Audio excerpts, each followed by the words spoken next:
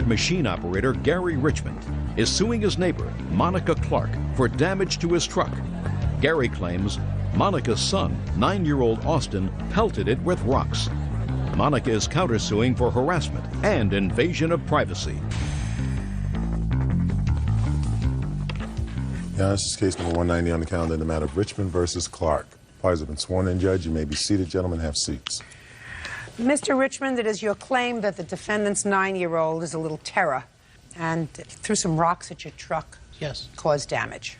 Miss Clark, his mother, says that he's not a little terror, he's a little angel, and that you have been harassing the family, harassing her, harassing the little boy. You've also been engaging in some sort of lewd and lascivious behavior involving her, and she is counterclaiming.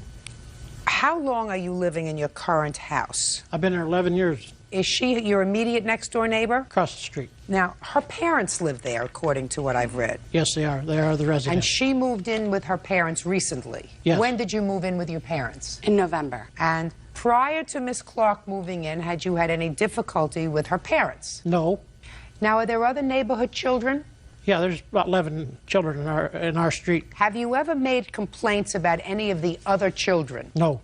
Tell me when Austin damaged your truck, what you saw. On April 23rd at 5 p.m., I went out and caught Austin Clark throwing rocks at my truck and denying that he did it with rocks still in his hand. Okay, that and was... I have a police report here for it.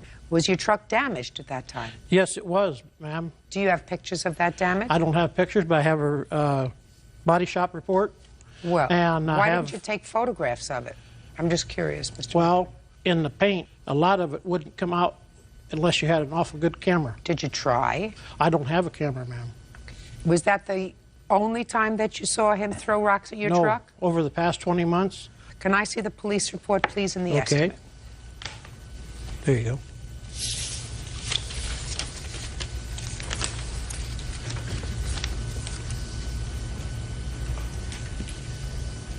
Do you use this pickup truck for your business? No, I'm not in business. I'm retired after 43 years. Okay. Now, you say you've had trouble over the last 20 months with Austin. Have you ever spoken to his mother before about his behavior? I've talked to his mother and the grandparents when they've had him there. What kind of conversations have you had with Miss Clark? On April 19th was the last time I spoke to her of his actions and his grandparents. What did you tell them? Of what he'd done.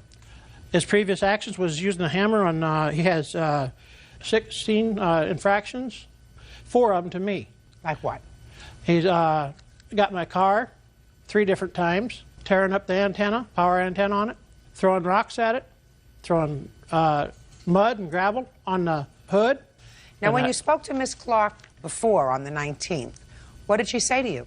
She just laughed about it, and like, what you're going to do about it.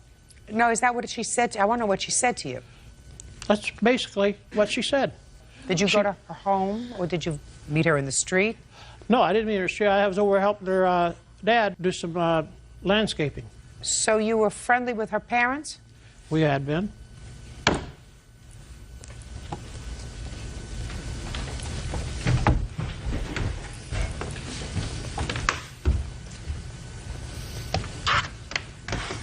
How old are you, Austin?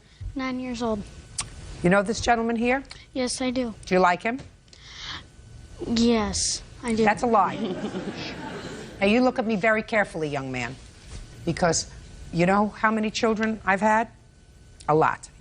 So I can tell, like that, when somebody's not telling me the truth. And when they're not telling me the truth, I can make them very uncomfortable. Do we understand each other? Yes. Clearly. Yes. Now, I'm going to ask you that question again. Do you know this gentleman over here? Yes, I do. Do you like him? No. That's better. Why don't you like him? Because he's blaming stuff on me. What is he blaming on you? He's trying to say that I threw rocks at his truck and beat his grill with a hammer. Okay. Now, Austin, you look right here. Mm-hmm. Remember when you lied to me before? Mm-hmm. When you said you liked him? Right? You lied to me before, isn't that right? Yeah. That's not going to happen again, Austin. Okay. I'm not going to ask you specifically whether on the 23rd of April you ever threw rocks at a car.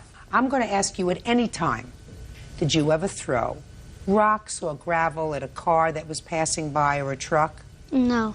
I don't believe you. So we're going to try it again. Because you have to know that I know the truth about everything. That's why they give me this job. We understand each other? Yes. Did you alone or with any of your friends ever toss rocks or gravel at a car that was driving by? No, I did not. Mm-hmm. Now, Austin, why would you think that this gentleman over here would say that he caught you with rocks in your hand? I don't know. He doesn't say that about any of the other children in the neighborhood. So why would you think that this gentleman over here would pick on a 9-year-old? I don't know. He's been friends with me for I don't know how long. He's took me to the park in his car. He's played with me. I've played with his dog. He's gave me pop and everything like that. Now he's turning around doing this. Well, why do you think he would do that? Do you think he's crazy? No. Hmm. Step down.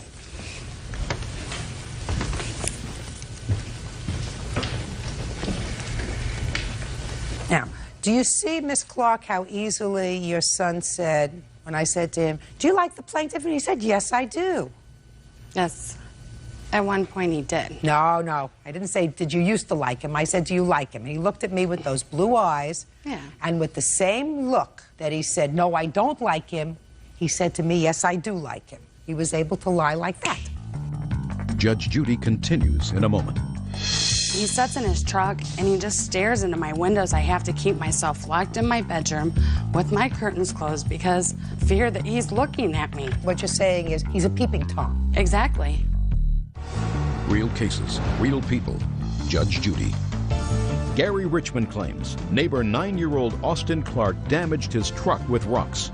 Austin's mom, Monica Clark, claims Gary's upset that she won't date him. Now, you think of a reason why Mr. Richmond would, among all the neighborhood children, especially since he seemed to have liked him, why he would complain to you about your son's behavior. He never complained to me about my son's behavior except for on the 23rd of April. When he came over in the morning, he said, I want you to come out here right now. He said, now I want you to look at this. He said he's seen him do it. I said, do you have any proof? He said he just told you proof. He said he saw him do it. Exactly. I said, Gary, when did this happen? He said, this happened last night. I said, well, Gary, that can't be true. I said, because I watched out my bedroom window and watched my son play off and on, and the rocks are right by my bedroom window. I would have been able to hear him. He said, no, well, then it happened sometime this morning. I said, no, Gary, that my son had no time this morning. He said, why? Did you tell her that this happened in the morning or in the evening? No, this is stated just like the police report says. Well, see, the police report, Mr. Richmond, When I caught him. says that you reported damage to your car by an unknown person, and you had seen the neighbor's kid across the street throwing rocks around. You did not say that you saw him actually throwing rocks and hit your truck. The officer, when he come, he did not. I've had 2 incidents. When they come out, they don't even want to write a report. No, but I'm telling you, that's what it said. And you said it happened just like it said in the police report. That's what it says in the police report, that you saw him throwing rocks around, which I believe. Okay. Which I believe, because I don't believe him that he never threw rocks around. Because there isn't a 9-year-old boy who hasn't thrown rocks around. Yes, Your Honor. Okay? Exactly. So I don't believe him. But this is what the police memorialized. Like I said, they didn't want to write the report, and they wasn't home today at the time he did it for them to talk to. Now, Miss Clark, why would you think that Mr. Richmond would accuse your son, who we seem to like, as opposed to any of the other neighborhood children? He complains about all the neighborhood children, not just my son. I didn't say complained about. I said, why would he accuse your son as opposed to the other 11 children? I believe it's retaliation because he asked me out on a few occasions and I told him no. So that's what you say in your answer. When did he ask you out? In November, because Well, that's what I said, in November he asked you out. But the very first time I moved in with my mother, Yes. which was 4 years ago. Yes. So 4 years ago he asked you out? Yeah, 4 years ago, he asked me out for the first time. I turned him down. Okay, so that's 4 years ago. Then I come back in November. I'm always at my mom's. You came back in November to live with her. Exactly, but I wasn't living with her at the time. He asked me out again. When was that? July of '99. So what you're telling me, Miss Clark, is that Mr. Richmond has had this unrequited love for you since 1999, and he manifests this unrequited love by 3 years later, in April, accusing your son of throwing rocks? Is that what you're telling me? That's what I believe, yes. Well, I would suggest that you take a good reality check. Take a reality check. Believe me, I don't even have to ask him. He is not harboring an unrequited love for you for the last 3 years. Trust me, he's not. And that's not why he would accuse your son of throwing rocks at his truck. You want to get to your counterclaim and get there fast? Yeah. Go ahead. I'm listening.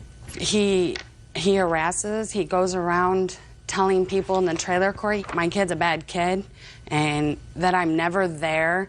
He's never in school because I don't get up to take him. Is that true? No. I mean, I didn't ask you if he's never in school. Does he sometimes miss school when he's not under medical care? No. I mean, it's very easy. All I have to do is call the school. Does he? I got his report card and the medical from his doctor. I just want to see how many days he's out of school. And there is only 2 days that are unaccounted for. I didn't ask how many days are unaccounted for. How many days absent is he? For the whole year, I believe 11. Austin has asthma. Well, he's got a couple of unexcused absences, but I would be concerned about his behavior if I were you, Miss Clark. Oh, yes, I am very. Because under all the things that deal with Austin's behavior, Needs improvement. every one of them, he got the lowest. Listens, follows directions, expects the property rights of others, shows self-discipline, needs improvement. Shows respect for proper authority, is responsible and dependable, gets along with his peers. He's got problems. So if somebody came to me and said, I've seen him doing some things around town, I would listen to them and not make up in my head that the reason he's making these claims against you is because he asked you out 4 years ago. I have a witness that heard him ask me out. Who cares? And different things that he's done. He sits in his truck and he just stares into my windows. I have to keep myself locked in my bedroom with my curtains closed because I'm feared that he's looking at me. He stares in my windows. I have witnesses that see him do I it. would like to hear the witnesses who's going to tell me that he's, I mean, what you're saying is he's a peeping Tom. Exactly. I want to hear a witness. Who are you? Jason McGriff. Who are you? Friend of the family. You're a friend of whose family? I'm boyfriend and friend of the family. I met. Just listen to me. Yes, ma'am. Take your hands out of your pockets. Put your hands down at your sides. When I ask you who you are, you say, I'm her boyfriend. Is that who you are? Yes, ma'am. Then don't give me a whole lot of who shot John. Don't say I'm a friend of the family. You're her boyfriend, right? Real cases, real people. Judge Judy. Gary Richmond claims neighbor 9-year-old Austin Clark damaged his truck with rocks. Austin's mom, Monica Clark, claims Gary's upset that she won't date him. Okay. So if you lie to me, or if you don't tell me the truth right from the get-go, I tend to hold everything else that you say suspect. Do we understand each other? Yes, ma'am, that is What do you the do truth. for a living, sir? I do lawn care. And how long have you been involved with Miss Clark? We've been going out for about 2 years. Now, what do you want to tell me about Mr. Richmond and his looking through the window in her house? I've seen him on several occasions sit in the driveway in his truck, staring at the house, drive around the park, following Austin, just being nosy, concerned about every little thing that Austin's doing. Told her stepdad that he would do anything to get her out of the trailer court, and I believe it's because she won't go out with him.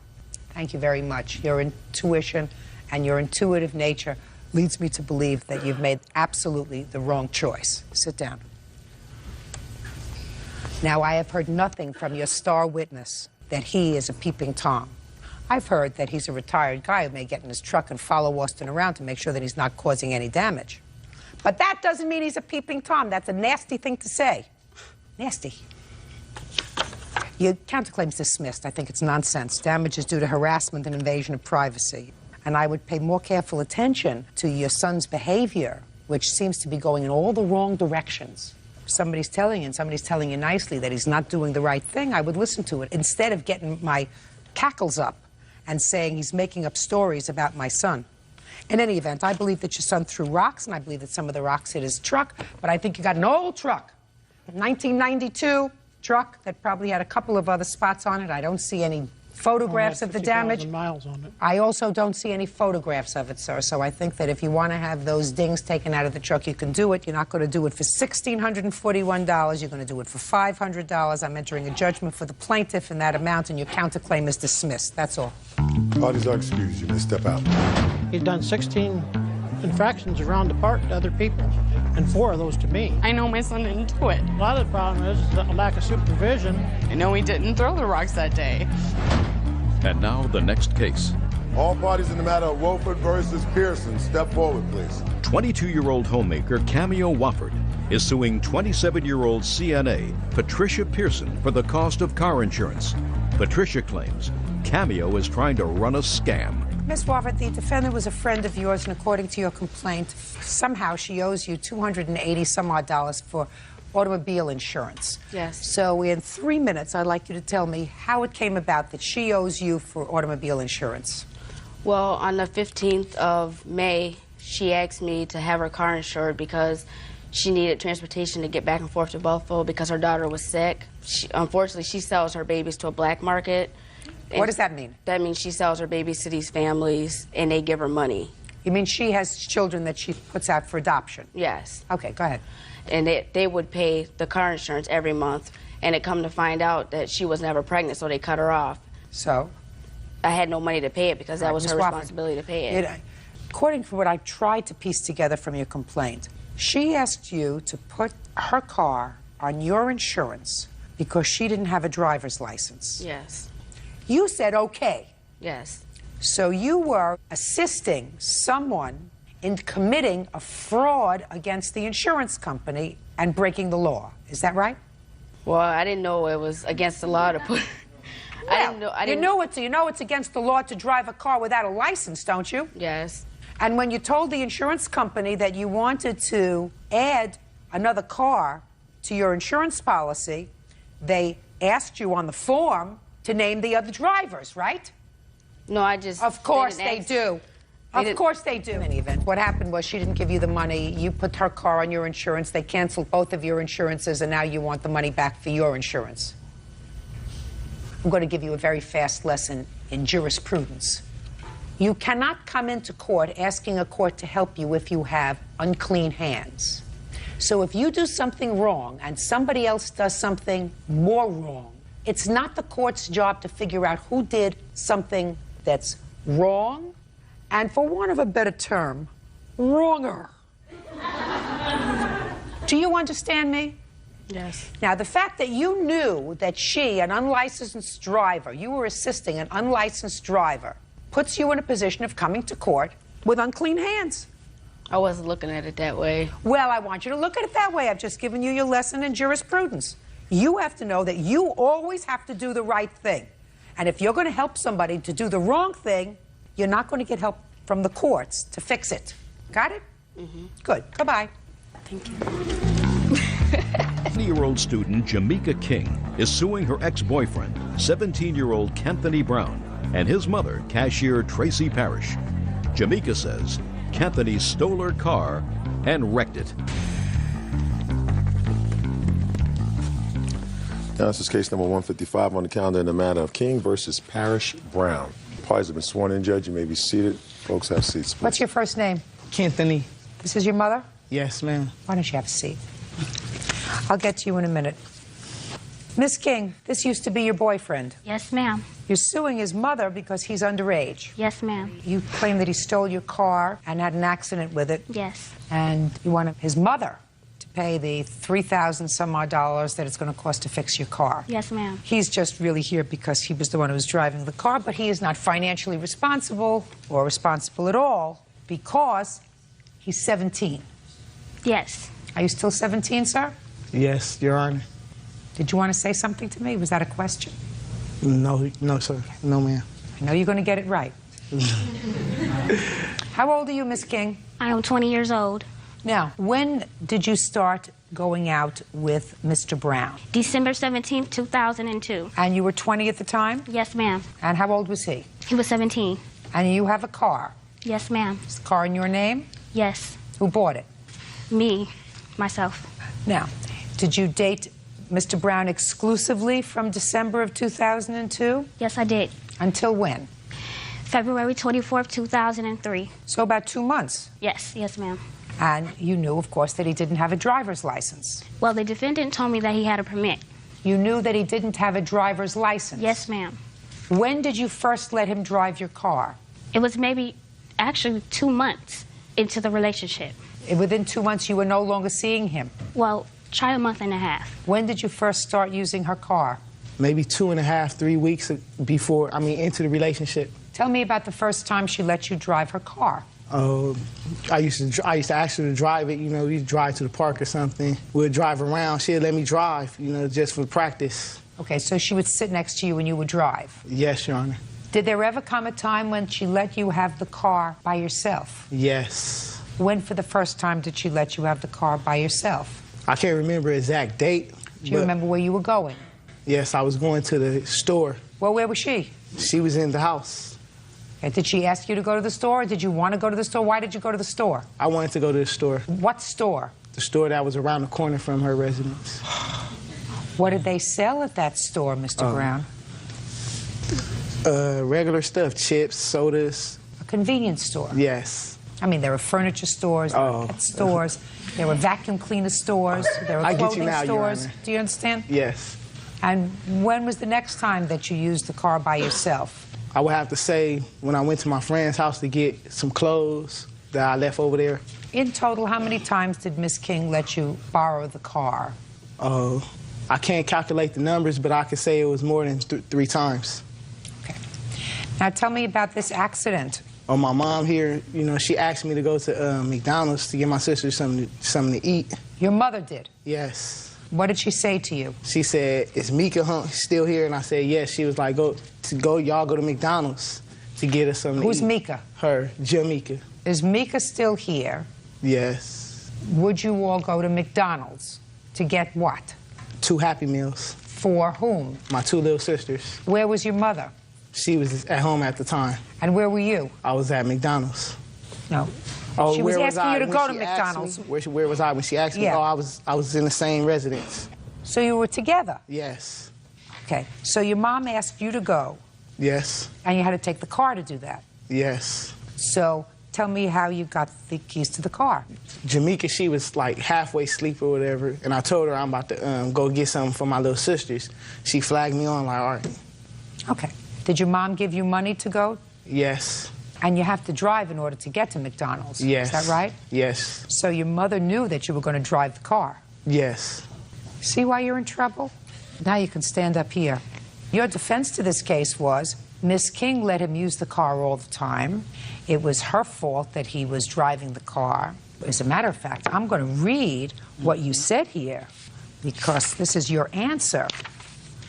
The truth is that Jamaica let Kenny drive her car all of the time. In fact, she is the one who taught him to drive. My boyfriend and I told her on numerous occasions not to let Kenny drive. Okay? Yet she let him drive the car so much it was as if they were married.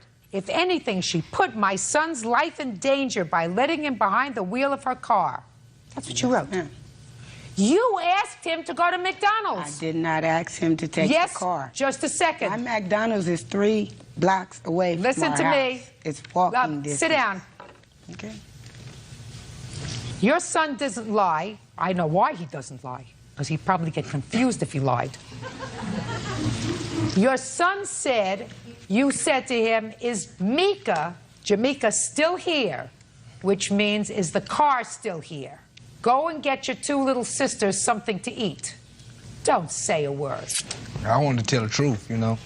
Really? That's not the way it went, exactly. Then you stand up here and you tell me the truth. You are the boyfriend. Yes, and I was there your at the name time. is the what? Elijah Holmes. Okay, Mr. Holmes, you tell me. So this is exactly how it happened. When she asked her to go, she was asking to say, saying, can you ask Mika to take you and her go to McDonald's, not knowing that Mika was asleep. When she asked him, she thinking Mika was woke and Mika was gonna be the one that took him. Thank you very much. He took it into his own I'm glad that you imparted to me that mental telepathy. Have a seat. Real cases, real people. Judge Judy. Jessica King says ex-boyfriend 17-year-old Kanthony Brown stole her car and wrecked it. Kanthony says he drove it with her permission. You are not totally without blame with regard to this, Miss King, because I believe that you let him drive the car all the time, both with you in the car and not in the car. Did you report that he had stolen the car from you? Yes, because I was completely asleep. Let me tell you something, but Yes. that was not the truth. He did not steal your car. He did not steal your car on this occasion. He did not steal your car on the other occasions when you let him drive himself without you being in the car. That had happened before. So what you did was, over the course of a period of time, let him think that he had your permission to drive the car. That doesn't excuse his mother. Because May I say something? now you can come up. The McDonald's is 2.5 blocks from my home. Just a second. You mean it got shorter from the time that you sat down there till you got up here? Just a second. It was 3 blocks. No. 1 second ago. It's approximately 3 blocks. It is walking distance. It's 2 So lights. why didn't you walk? I asked my child to go. I said, Kenny, is Mika here? He said, yeah. I said, y'all go get the kids some McDonald's. Period with a dot. I didn't know he had took the car. I didn't know she didn't go with him. I just said, get them something to eat. I think that you're both responsible. I think that she's half responsible, and I think that you're half responsible, because I don't believe you. I think that you would have been just as happy if your son took a quick ride over and got I have their my McDonald's. own car. Yeah, Your but you wouldn't Honor. let him drive yours. I don't let him drive. Right. And I told her, don't let him drive. If you wanted her to go over to get a McDonald's, why didn't you go over to her and ask her? She was at your house. I communicated to No, my why didn't you son. go over to her? She was the one with the car. I communicated to my son. He didn't have the car, according to you. I communicated to him to go and ask her to go get them guys Didn't something you to eat. understand my question, Miss Brown? Why I didn't said I to go you, and ask her? why didn't you ask her? She had the car. Okay, well, I made a mistake. Right. without That asking mistake's going to her. cost you half of what, put your hand down, half, only half of what it cost to have your car fixed. You're going to tell me how you had the accident? Kenny, Yes. how did you have the accident? I pulled out of the driveway, out of the drive-through, and I guess the big rig, it was rushing because it seen me right there and I was about to turn, but it kept on going, like on the side of me, then it stopped, and then it turned my way, and then the side went into the side of the car. Of a big rig? Yes. Can I see the damage to the car and the estimates, please?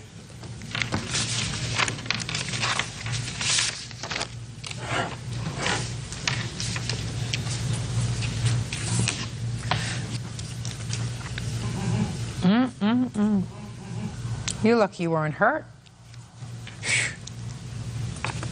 A lot of damage. Are these 3 estimates? Yes. Well, you've got one for $4,000, got one for $2,200, and you got one for $2,500. Yes, Is that ma'am. right? Have you had the car fixed yet? No, ma'am. $2,247.21. You're responsible for half. Very, very simple. You put him in a position where he believed that he had your permission to drive the car whenever he pleased. He drove with you and he drove without you previous to this date. His mother also knew that he was driving your car, and if his mother was as concerned as she says she was, she would not have communicated to him the chore. She would have asked you if you would do her a favor since you were at the house. Please, I'd like to get the kids something to eat. Would you and Kenny please go over and get them something to eat? Then she would have known that you were sleeping, if you were in fact sleeping, and she would have asked Kenny to walk over, which she did not. So that was her mistake. Her mistake is going to cost her half of what it cost to fix your car. So judgment for the plaintiff in the amount of $1,123.50. Thank you. That's all. Thank you, All these are excuses. They step out.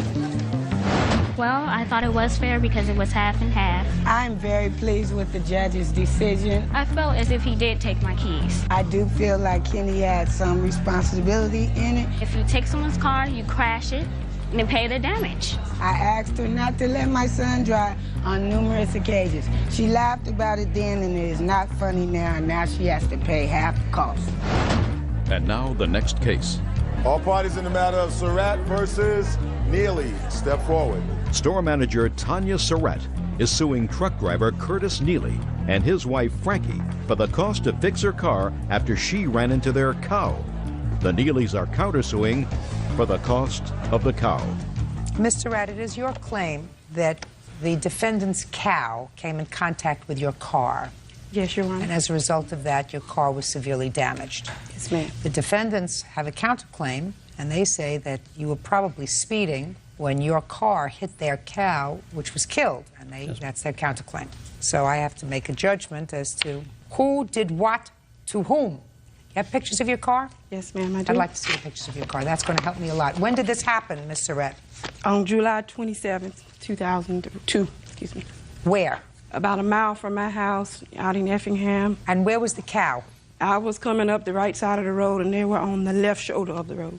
Who's they? Well, it was the mom and the calf. So it was the calf that you hit? Yes, ma'am, it was the calf that I hit. The calf darted out into the road while I was coming up, and in return, I hit it, killed it. Judge Judy continues in a moment. A cow just don't dart out in front of you. She didn't hit this calf on purpose, just because it happened to be in the way. That would sound ridiculous. She doesn't look like a nut. Real cases, real people. Judge Judy. Tanya Surratt says her car was damaged after she ran into a cow owned by Curtis and Frankie Neely. Curtis says Tanya was driving too fast. Okay. What was the cow and the calf doing out of a fenced-in area? They had got out. I had a fence, a new fence put up with electric wire, a new cow wire, and he had got out. But on the road that she is talking about, this is 1 mile of straight road with 15 foot on each side of the lanes. It's very clear. She had to be speeding in order to not see this cow and hit him, because it's very clear. Cows just don't dart out in front of you. Listen, she didn't hit this calf on purpose, because that doesn't happen. Well, she must be going pretty fast. Don't know. I know that she looks like a reasonable person.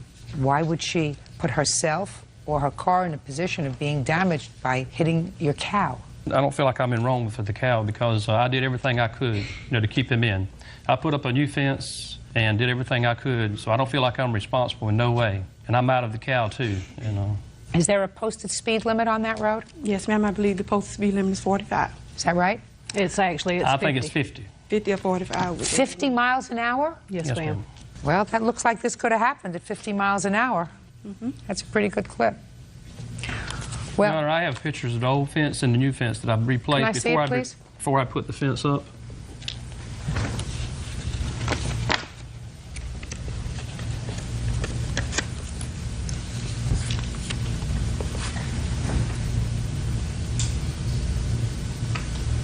The big cow is okay, is that right? Yes, ma'am. Just the calf was killed? Yes, ma'am. I don't mean just, strike that just. It was the calf that was killed. Yes, ma'am. What state do you live in? South Carolina. Any laws in your jurisdiction with regard to animals being out? Ma'am, I was told if it wasn't my fault and there was no neglect, that I was not responsible.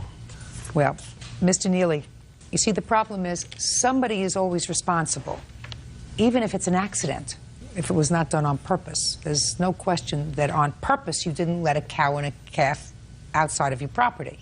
No, ma'am. There's also no question that Miss Surratt would not intentionally hurt your animal, nor would she put herself in a position of being seriously injured by hitting it just because it happened to be in the way. That would sound ridiculous. She doesn't look like a nut.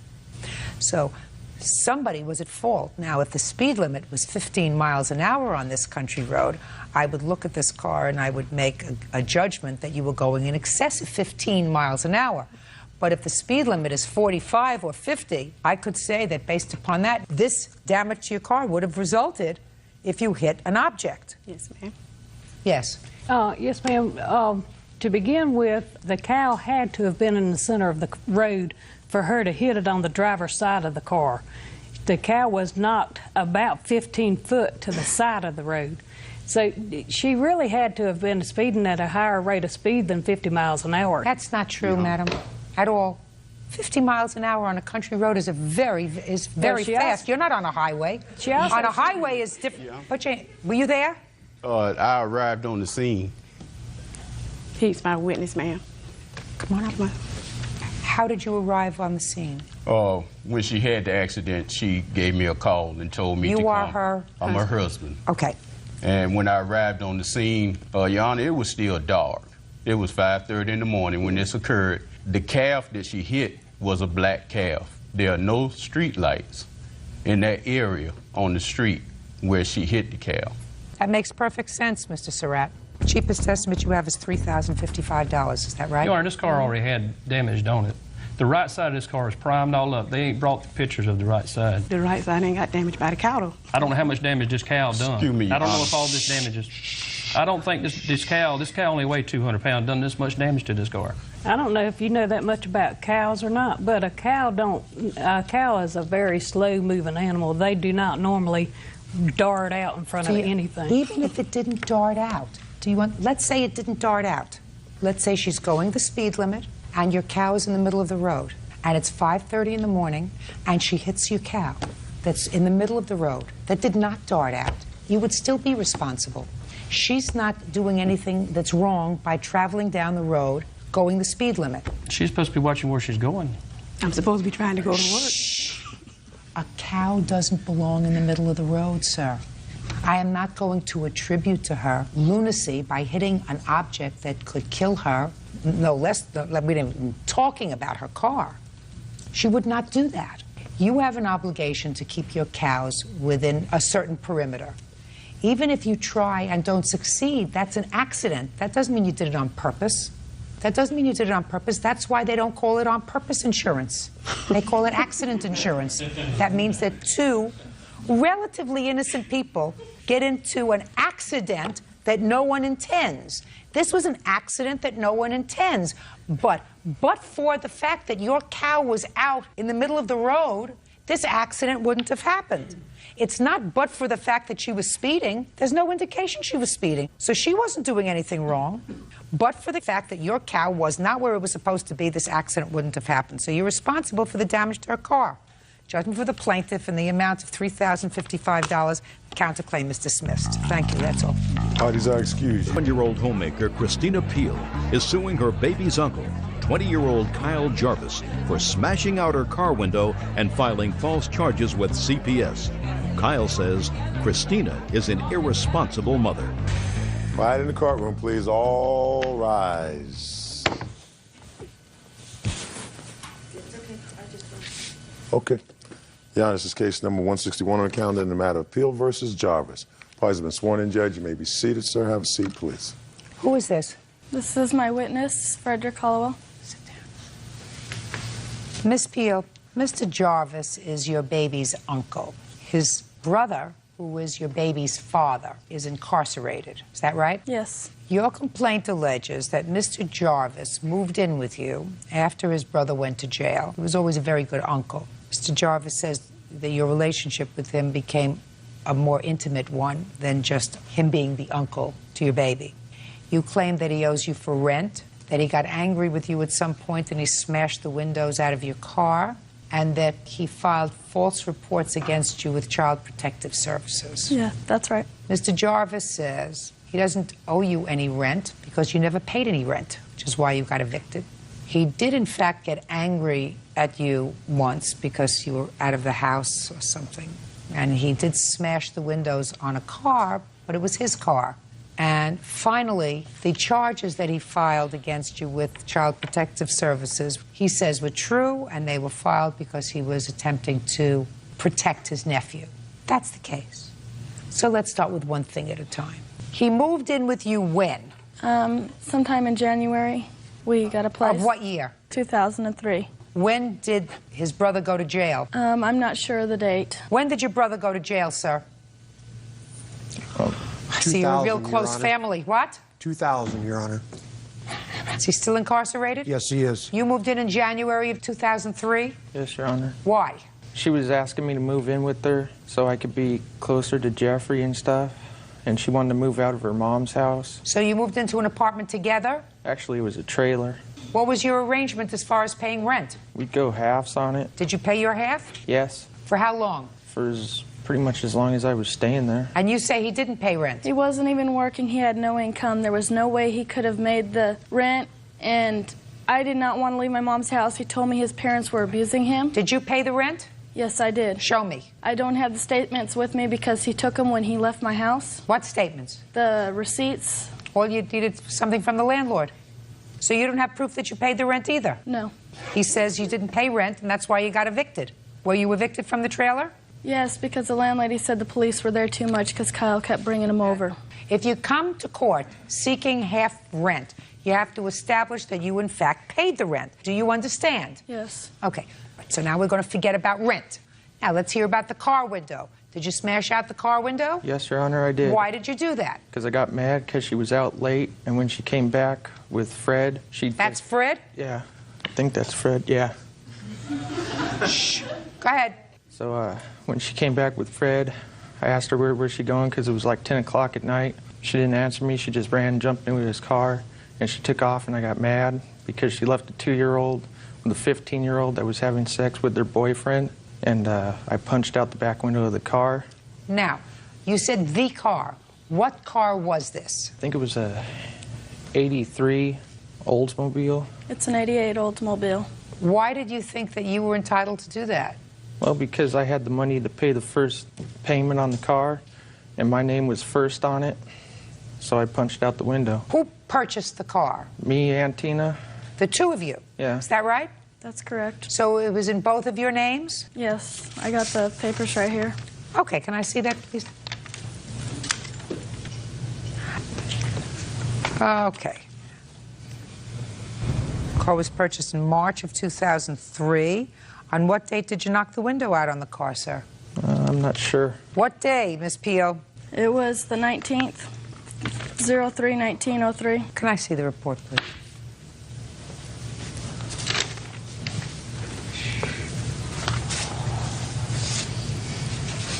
March 19th. Just got in the car. Yes. Where is the car now? It got repoed because Kyle went down after he left and told the guy that I wasn't going to make the payment. So what are you suing for?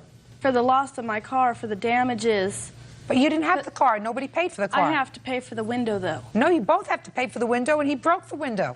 Well, he told the police he would pay for the window, and he was supposed to. He promised he would, and he didn't. Okay, they'll get him. And the car was repossessed, is that right? Yes. Perfect. So then we just took care of the car. Now let's talk about the CPS reports. Why did you file reports to Child Protective Services? Because I was concerned about my nephew's well-being. Tell me what kind of reports you filed, sir. This is hearsay, so I don't know if it counts. What? But I was hearing that Fred was doing drugs, and my nephew was staying with Tina, and she was staying with Fred, and I didn't want him to be around drugs. So somebody told you that Fred was doing something that was bad. Yeah. How many times did you call? I think I called about 5-6 times. Judge Judy continues in a moment. You probably made some errors in judgment with a lot of the men that you lived with, including his son. I've never lived with his son. Then you made a bigger error in judgment in having a baby with his son. Yes. And later today, she had attempted to poison her mother. Well, let me ask you this question. When did you know about that? About a year before that actually happened. Then how could you let your 19-year-old daughter sign a lease with her? real cases, real people. Judge Judy. Christina Peel says her baby's uncle, Kyle Jarvis, smashed out her car window and filed false charges with CPS. Kyle says he found out Christina was doing drugs. Did Fred move in when you moved out? Yeah. Is that right, Fred?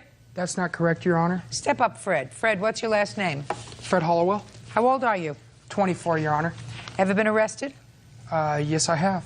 When was the last time you were arrested, Fred? About 6 months ago. For what? Probation violation. What was the nature of your probation? Burglary. What was the nature of the violation? Moving. You were arrested because you moved? Yes, the probation department that I'm with, we have to contact and let our probation officer where we're at all times. When was the burglary, Fred? October 2002. Prior to the arrest, had you been arrested? I've been arrested once before having a disorderly conduct with my ex-fiancée. And that's it? That's it. Never anything involving drugs? No. Who do you work for now? I was working for a restaurant. Does that mean that you're not working now? No, I'm not working. Can I see the reports, please, that you have? CPS. Here's the one for child abuse. That's pretty much the only one we got for right now.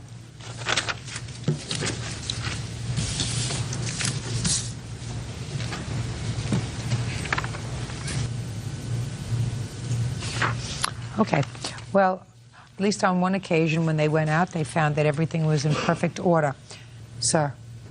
Yes. You also reported that they weren't feeding your nephew? I do believe that's the one my mom called in on. No, you're the reporting party. Oh, okay. Then yeah. That they weren't feeding him, that he was dirty? Yeah. That you thought he was abusing him? Yes. Were you angry that she had a new boyfriend? No. No? You sure about that?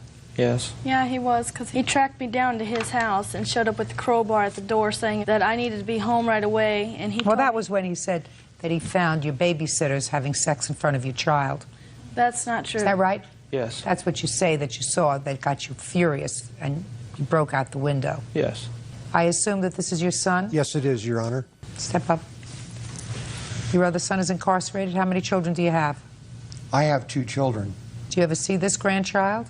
She refuses to let myself and my wife see him. Any particular reason? These people have harassed me, calling the cops on me, CPS, saying I'm abusing my child. This man right here has tried to kill me. Once I told him I was calling the cops because I had a restraining order and did not want him there.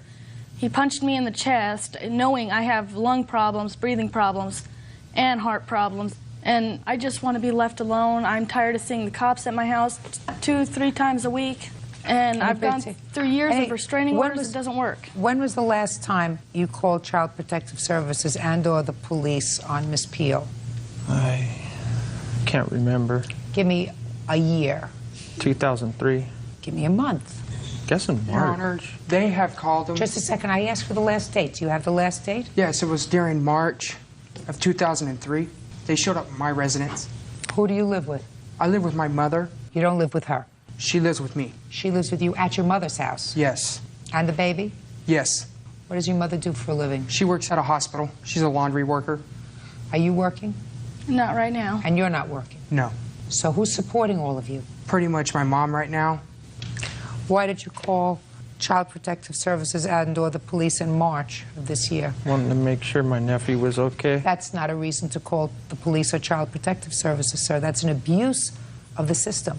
Well, when you hear things from your friends around town that somebody's doing drugs around your 2-year-old nephew, you just call them. No, not time after time after time, sir. After a period of time, it becomes harassment. You understand that? Mm-hmm. What your friends are saying may or may not be true.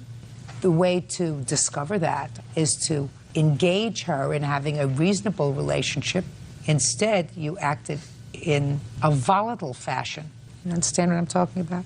Knocking out car windows, coming to her house where she was with a crowbar, whatever it was. It was inappropriate. Now, you also made some errors in judgment. Is that a fair statement? Yes. Okay. You probably made some errors in judgment with a lot of the men that you lived with, including his son. I've never lived with his son. Well, then you made a bigger error in judgment in having a baby with his son. Yes. And then you lived with somebody else before you lived with him. Is that right? I didn't live with him. We got the place together, yes. Lived with him! It's a trailer. We're not talking about living in Helmsley Palace. We're talking about living in the small confines of a trailer. So you lived with somebody else before you lived with him? Yes. And that was an abusive relationship towards the end? Yes. Then you lived with him, and it's an abusive relationship with him? Yes. And with him? Now you're living with him? Yes. I don't know how many there were in between. You've made a lot of errors in judgment. You got it? You have to stop harassing her.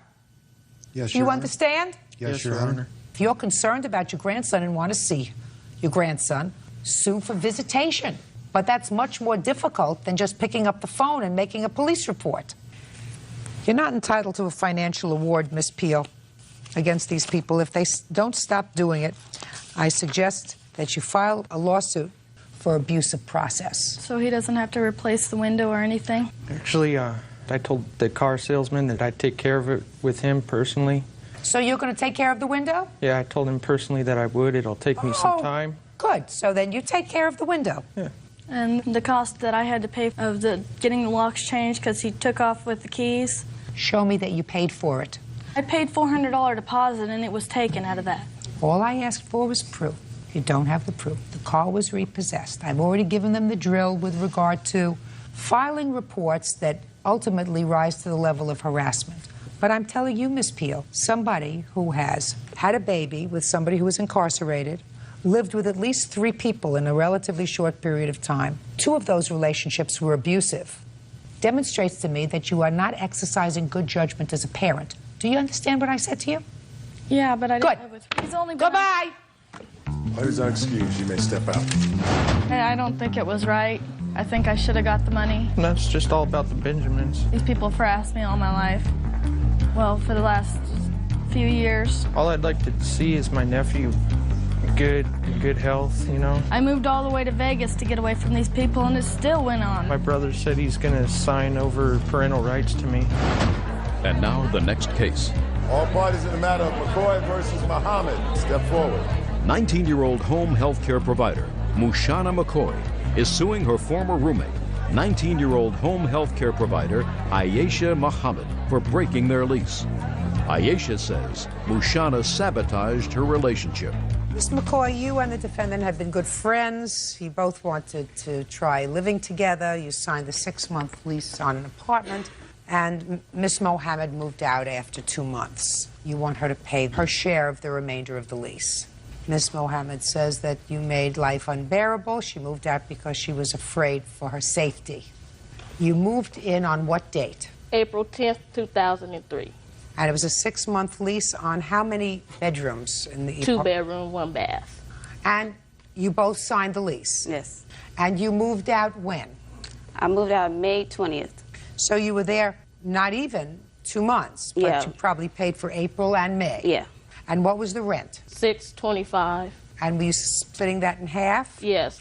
Ms. Mohammed, you're going to have to convince me, madam, that you had a valid reason for breaching your lease, forcing her to assume your responsibility for the remainder of the lease. I'm ready. Oh, well, the first instance, she wanted me to go to her grandmother's, and I didn't go, so she was upset about that. And then she started making little comments like, because I would stay at my boyfriend's throughout the week. She'll say, if you don't spend more time here, I'm going to change the locks, and that if I pay rent here, I need to stay here. And then also I found a cable bill for over $200 of lesbian pornography, and I felt very uncomfortable with that fact.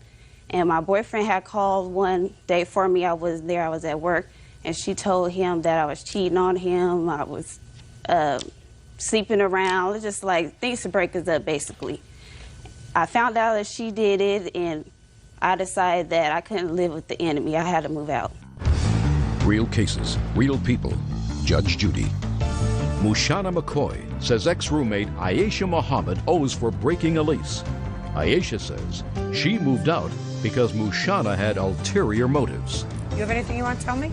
Yes, ma'am. May 17, 2003, I was at work. Her boyfriend called me at work. He actually wanted to see if Aisha was there, but she wasn't there. And he said, well, I'm going to break up with Aisha. And I said, why? And he said, because I think she's cheating on me. She's nasty, and a whole lot of horrible things he said about her.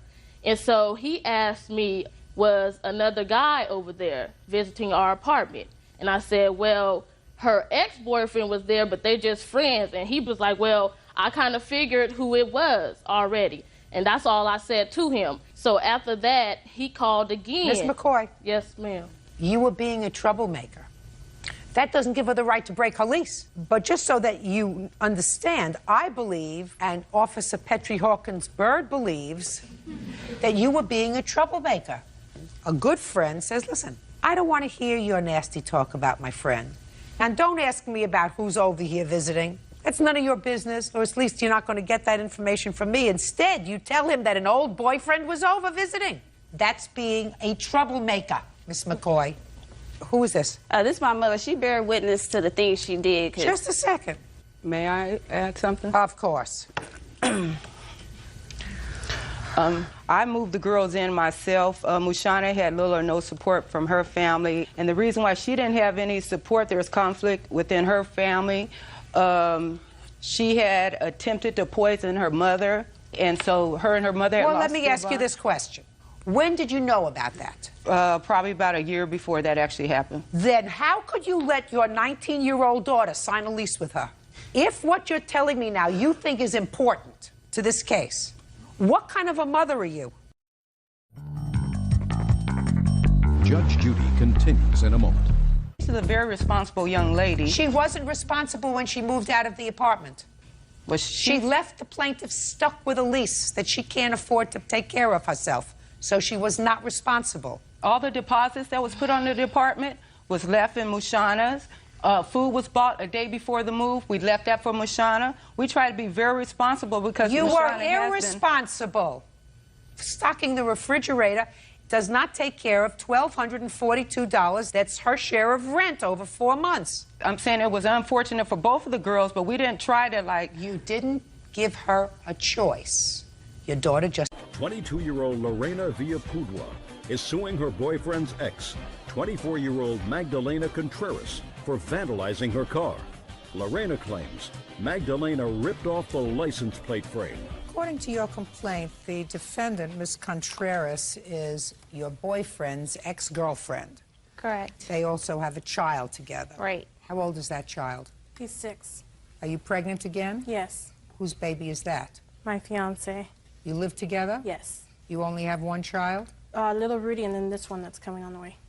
According to your complaint, you and your fiance were at an open school night at Rudy's school. Right. The defendant was there with her mother? Yes. There was some sort of an argument that took place, and after that, Ms. Contreras vandalized your car. Yes, because she was upset with him. Ms. Contreras says she didn't do as much as you said she did, just did a little. Is that your defense? Yes.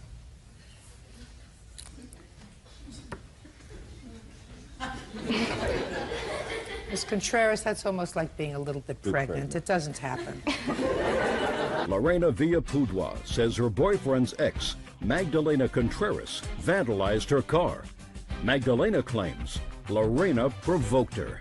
Now, I'm going to go to Ms. Contreras because Ms. Contreras doesn't seem to object and seems to acknowledge the fact that she did put her hands on your car. So I'm going to ask her to tell me why. Because my ex, Rudy, was supposed to take our son. Rudy? Yes. He was supposed to take our son to open house, which he didn't, and... Okay. So it was an open school night, and Rudy was with his father? Yes. For how long? It's joint custody, so every other week he's with his dad. So he had him for the week? Yes. Okay, so he didn't bring him to open school night? Yeah, he didn't. So? So I got upset, and I started asking him, why didn't he bring our son? And he said our son would rather be with his grandpa. And I just got upset, and I started yelling at him. In the school? Yeah. Yes. Why? Because I was upset. I was hurt that he didn't take our son. Control yourself. You were making a scene in the school? Yes. Well, that's stupid.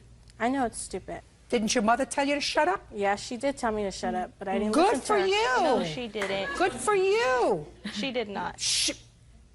Am I the kind of person who needs help from you? No. So you created a scene in your son's school, which of course left everybody, including the teachers, the administration, the other parents, with the idea that this child comes from a home where they're not going to let their kids go and visit, certainly, because his mother doesn't know how to control herself. Well, I was very hurt that he didn't take our son. Our son was Get over it. all happy that he was going to go. Get over it. Did the court grant you joint custody? Yes.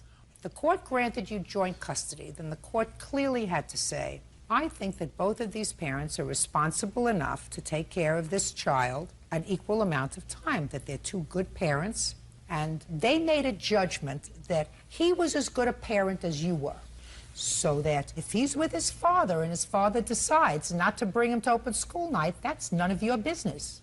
So let's move on from there. So you got angry, making a scene in the school in front of other people. Then what did you do? We went into the classroom, the teacher started talking to us, and she was showing us... Were you behaving at this point? Yeah. Good. I just went to his desk and got his little picture, and then me and my mom took off, and then I seen Lorena's car, and I recognized it, and I just broke off her license plate holder. That's all I did to it. I didn't scratch it or anything else. Well, tell me exactly the steps that you took. You saw her car while you were driving in your car? No, I or was were you walking to my car. Okay.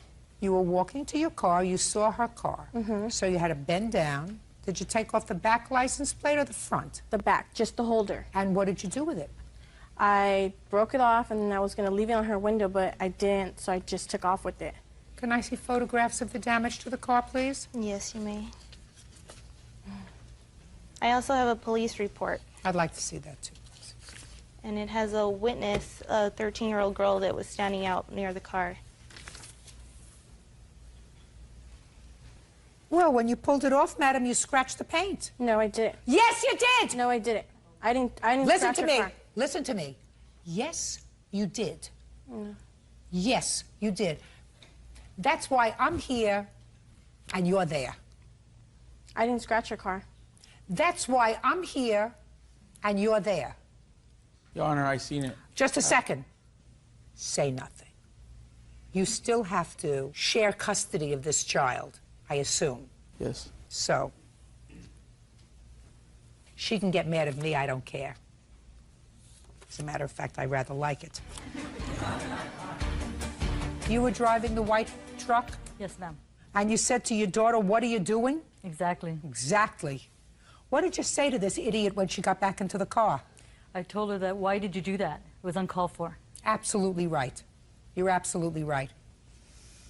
You have an estimate? I do. I didn't scratch your car when I broke that off. There's no way that I scratched your car. Your Honor, may I say something? Go ahead. The license plate frame is screwed on. I know what she did. She can't- pulled it off. She went like this in order to get it off, and in doing so, she scratched the car with the license plate. That's what she did. And she keeps saying, I just took off the frame. When you went over to take off the frame, genius, did you have with you a pliers? No. You had your hands? Yes. So you had to pull it. It was screwed on. When you pulled it, in order to get it off, and you were jiggling it, you scratched around the car. Do you get it? I didn't scratch your car. Oh, what an idiot. What an idiot. Listen, do me a favor. You know, she's pregnant now. When she's finished, discuss birth control with her. It's really a shame that we're continuing this. Do you understand? Yes, ma'am. All right. Judgment for the plaintiff in the amount of $618. That's all. Stephanie Young says former live-in boyfriend Raymond LaChance owes for rent on their shared apartment. Raymond is countersuing for half of 1 year's living expenses. I usually don't like to prejudge things, Mr. LaChance, but I think that you're not a very honorable person. According to the complaint that I read, sir, you and the plaintiff were involved in a relationship. You thought it was going to be a solid one. You signed a lease on an apartment, correct? Correct. And after 3 weeks, the thing didn't work out. Correct. And you agreed that she would leave and you would stay in the apartment. I was staying in the apartment, yes. And when you were staying in the apartment, according to the plaintiff, you were staying with someone whose name was? Jacob Cannon. You were staying with someone whose name was Jacob. And when she left, according to her, Jacob was paying her half of the rent so that you weren't out any additional money. Then, according to the plaintiff, you told her you were moving out of the apartment. So far correct? Yes, ma'am. And she didn't want to ruin her credit, so she paid the rent, right? Yes, ma'am. When she goes to the apartment to get something, she sees all your stuff there because you had moved back in. But you let her pay the rest of the rent, believing that he was out of the apartment. Yes, ma'am. Your excuse is that you were forced to pay the rent yourself for 7 months because of her, and therefore you decided that she should pay the rest of the rent. Her name's on that lease. She's just as liable as I am. Mr. LaChance, in what month did you sign the lease? We signed that in May of 2006. And she left in May of 2006. She left June 2nd, 2006. 6/2. Did she pay May's rent? Actually, I paid it. You mean you paid it alone? I paid it alone, yes. Why is that? I had recently come into some money at about the end of April playing online poker. It's what we used to move out here. It covered all our moving trucks. So you paid the May rent? Correct. Okay. Now, when did Jacob move in? Jacob was with us from the beginning. And how much was the rent in the apartment? $569 a month. And how much was Jacob paying? He was not paying for any of the rent. And how long did you let him stay? He stayed until November. So you're telling me you did not try to find another roommate between June and November because you were letting Jacob stay there rent-free? Correct. Now I'm going to respond to your statement. Okay. The reason you had to pay the rent is because your behind was sleeping in the apartment. Hers was not. And you had a roommate who should have been paying half the rent. From July till November, he was never home. It was predominantly a storage space for his stuff. I helped him out every now and then. Then He it's was your never, responsibility, sir, to find another roommate. I was unable to find another roommate. Show me what efforts you made to find another roommate. I had friends at work. Now tried let's to go make a some little kind further, Mr. LaChance. I don't When have did you? anybody I'm in speaking to you. When did you call Miss Young and tell her that you were moving out of the apartment? I was finally able to get a hold of her. It would have been end of November. And you told her you were moving out in December? Yes, ma'am. And had you paid November's rent? At that point, It's not an answer, sir. Did you pay November's rent? November was paid, yes. And you moved out in December? Yes, ma'am. And you paid December's rent? Yes, ma'am. It was actually a lot more. Okay. So you called her and let her know that you were moving out in December, and if she wanted to keep her credit, she better start paying the rent. Yes, ma'am. When did you move back to the apartment, Mr. LaChance? I moved back in January of 2007. So you were out of the apartment for 1 month. Yes, ma'am. Did you call and tell her you moved back? I was unable to get a hold of her. Did you call and I tell called. her you moved back into the apartment? I called, yes. So that I assume you paid January's rent. I did not pay January's rent. I assume you paid February's rent. I did not pay February's That's why I told you when we started this case that I thought your behavior was abominable because it was dishonest, totally dishonest. Moving out is one thing. Saying, listen, I'm moving out of the apartment. Your name's on the lease, my name's on the lease. I lived here for the last few months, so I paid the rent. But now I'm moving out, just like you moved out. So I think if we want to both keep our credits intact, maybe you don't need it, because if you make a living doing online poker, maybe you don't need your credit intact. She does.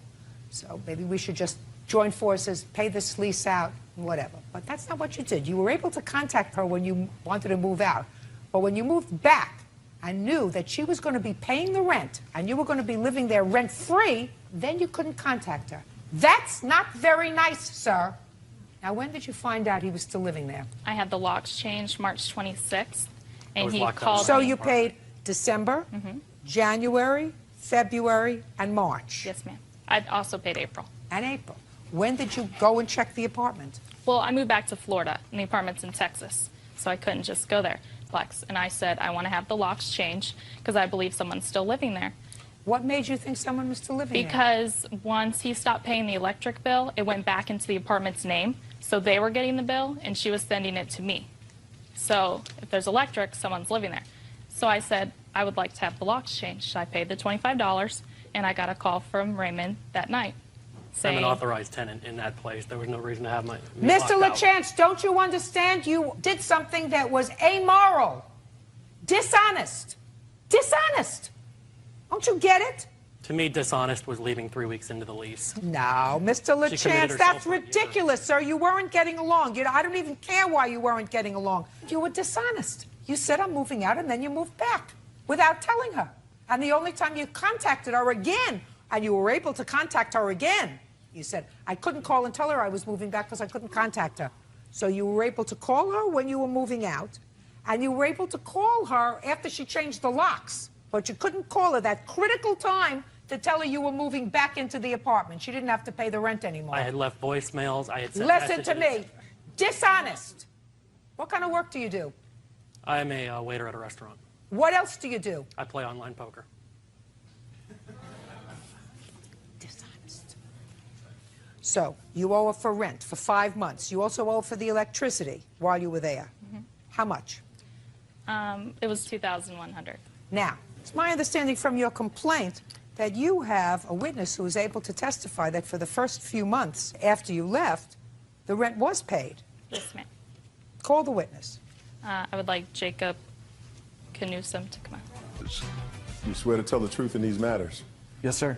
State your name for the record, please. Jacob Knudsen. Okay. Do you live in the apartment with Mr. LaChance from June until December? I left early November, but yes, June is correct. When you were there in June, July, August, September, and October, those 5 months, did you contribute to the rent? Most of the time. The only month that I was not able to contribute to my full share of the rent was the beginning of October, due to the fact that I lost my job. I don't care why you didn't contribute in the month of October. You didn't contribute in the month of October. Yes. You paid rent in June? Yes. How much? $285. And you gave that to him in check or cash? Cash. That was June. What about July? Yes. You paid him in July? Yes. August? Yes. The full amount, to either $285, yes. What about September? September, yes. But not October? No. And what happened in November? November, I was still out of work, and I contacted my mother and borrowed $400 from her in order to pay my half at the beginning of November. I have a Western Union voucher right here. Can I see it, please? Yes. The Western Union voucher that states that I got $400 from my mother in order to pay my half of the bills. So if Mr. LaChance said that you were there and you stayed there sporadically, I was not home very much, yes. and that you did not pay any rent to him at all. Would that be the truth or a lie, sir? Lie. And you were his friend? Yes. Who do you know longer? I know them both about the same amount of time. But you stayed with him Yes. when she left? Yes, in order to help him with the bills. Perfect. Good. Anything else you want to say to me? Anybody? Perfect. You owe her $2,100, Mr. LaChance, because you're a dishonest person. Because you're a dishonest person, I'm dismissing your counterclaim for half of the expenses for the time that it is clear that you had help with the rent, because that's what your counterclaim was mainly about. You will always come into contact with people, Mr. LaChance, in this life that are smarter than you are. Do you understand? Yes, ma'am. Goodbye. 26-year-old Noah Riskin is suing his ex-girlfriend, 22-year-old Lindsay Robinson, for her share of a backpacking trip through Europe.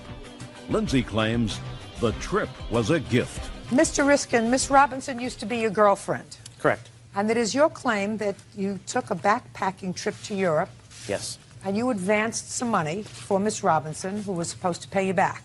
Correct. Miss Robinson says the trip was a treat, your treat, and there was never any discussion about paying you back for the trip. And she is counterclaiming, she alleges you have some property of hers, a baby book, and she wants some punitive damages because she says you are stalking her. How long were you a couple? For 7 months. From when to when? From mid-June, I believe it was, up until Valentine's Day. And when was the trip? We left on January 20th, returned February 19th. So you were really a couple from June until January, because when I understand from reading your papers that when you took this trip, you each went your own way for a good part of the trip. You traveled independently. It wasn't a romantic getaway for the two of you, right? Correct. You didn't live together, did you? We did. You were living together. Yes. You had enough of each other from June to January. You wanted to be a little separated? My intention of going to England and Scotland was to backpack, to go as many places as I could.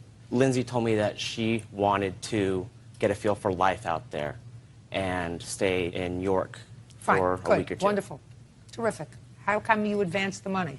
Lindsay came up to me after the tickets were purchased, said that she had talked to some friends of her back home, and they told her that she needed roughly $1,000 per week, conversion rate being about 51 cents per pound. I'm sorry, $1 per 51 pence. Oh, please, let's move on.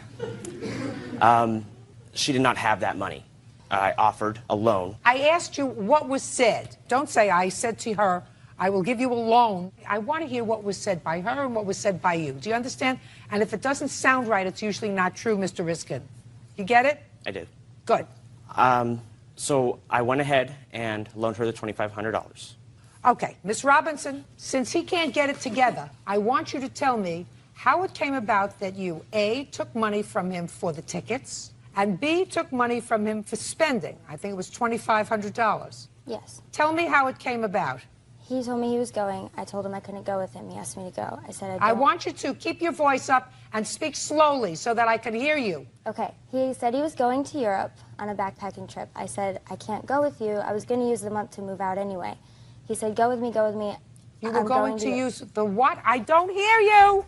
I want you to tell me how it came about that you took money from him for the tickets and took money from him for spending. The month that he was going, I said I'm going to move out and see where it goes from there. So look at me. I told him to let me know when he bought the tickets and I would make a decision because he kept asking and asking. So when I called him, he said he bought 2 tickets. I'd said no and he bought the ticket anyway. As far as money goes, I told him, well, I still don't have the money to go, and he offered to give me money for that too. We went to the bank together. He deposited it into my account. What's wrong with you? I listened to him, I guess. No, you didn't listen to him, I guess. If you were not happy with him and if you were moving out, why did you take all that money from him? Because... Because why? Because I thought he was doing a nice thing. He told me it was going to be a gift, and I believed him. And he told me he didn't want the money back. That's not my question to you. I'm talking about being a moral person. Let's say I believe you, which I'm not sure I do. Let's say I believe you. Why would you, since you knew that he was anxious for you to go, since you knew that he was anxious for you, perhaps not to break up this relationship that you had had for 7 months, why would you, knowing what you knew, take money from him? Because as soon as you came back, you broke up, right? Right? Before we got back, we broke up. Well, before, but you already got yourself there on his ticket, and you already had $2,500 of his money. Yeah. Well, that's wrong. I know. I know. I thought it was something that it wasn't, and I should have listened to my gut. I thought we had an understanding, and we didn't. What kind of understanding? We discussed it before, and we had the understanding that it wasn't going to be romantic, that we were both going to go our separate ways, and that it was a gift. Because I told him I couldn't go over and over, and he insisted that he wanted to do something nice for me. He called my dad and told him about it. He told my best friends about it. Knowing that we would break up, he told them that. And so I thought we had an understanding. Yeah, I want to tell you something. If it doesn't make sense, it's usually not true. What nice thing had you done for him? I don't know. I was with him. I mean... Well, he was with you. You mean that's a gift that you were with him? We just had... What kind of spectacular thing do you have that other people don't have? Nothing. Huh? Nothing. Nothing? I didn't think so. I mean, what do you bring to the table that millions of other people don't bring? Why in the world would you think that he would invest a whole bunch of money in taking you away if he didn't think that by doing that, perhaps you could rekindle your relationship? That's what he did think. I know it is. Then you did the wrong thing by taking it, knowing that it wasn't going to work. I didn't... Okay. How much was the ticket? The ticket was $531. And how much cash did you give her? $2,500. Okay. Forget the incidentals. You're lucky we're going where we're going. Do you understand? I'm going to hear your counterclaim. And I must tell you, Miss Robb, other things to do today. You want your baby book back? I want my... Yes. Why did you take her baby book? The baby book was actually left. When she had moved out, she left everything that she did not want. A number of magazines, old shoes, etc. that she did not want. She just left them for me to clean up. I found them, and I did notify her that I had these items. She has not made any effort to pick them up for me, to send anyone to pick them up. I still have them. What are they? A baby book and a childhood photo album that I saved from the trash pile. Why did you leave them? That's not true. First of all, I got home and all my stuff was on the porch the same night we got back. He locked me out so that I couldn't get in and took my key. Everything that was on the porch, I took. Everything that wasn't mine, like the magazines, I left there, yeah, because he threw it all on the porch. So on what date? That would be the 19th, the night of the 19th, the night we got back. What else? He basically, after the breakup, I don't know what happened, but he became very different. He would show up at my work at least twice a week. And yes? And what? And just hover around. He would pull friends out of work and tell them about everything that happened between us and... No, get over it. You owe him $3,031. Your counterclaim's dismissed. That's all. Gazina Jacobs is suing her former tenants, Benjamin Nelson and his girlfriend, Vanessa Enghorn, for rent, utility bills, and for severely damaging her rental property. Ms. Jacobs, you rented a unit that you had, apartment, Yes. to the defendants. They were referred to you by a neighbor. According to your complaint, you had to evict them. They owed you rent. You want your rent. You want the damage that they did to your apartment, which you say was substantial. Mr. Nelson and Ms. Eichhorn say you owe them money. You kept their security deposit. They did not cause any damage to the unit. They were current in their rent until you shut off their electricity and their power, and they have a counterclaim. What kind of work do you do, Mr. Nelson? I'm a handyman, mechanic, painter. I do a lot of things. Do you work for anybody or you work for yourself? I work for myself. And what do you do? I'm a hostess. It's just the two of you in the unit? And how much was the rent? $960 a month, plus electric and gas. Which you were supposed to pay for yourself. Yes. When did you move in? I believe it was September of '06. When did they move in? They moved in at the end of January of '07, and the lease agreement started 1st of February of '07. I don't think that's right. We Can I lived see there the longer lease, than that. please? I have the lease agreement.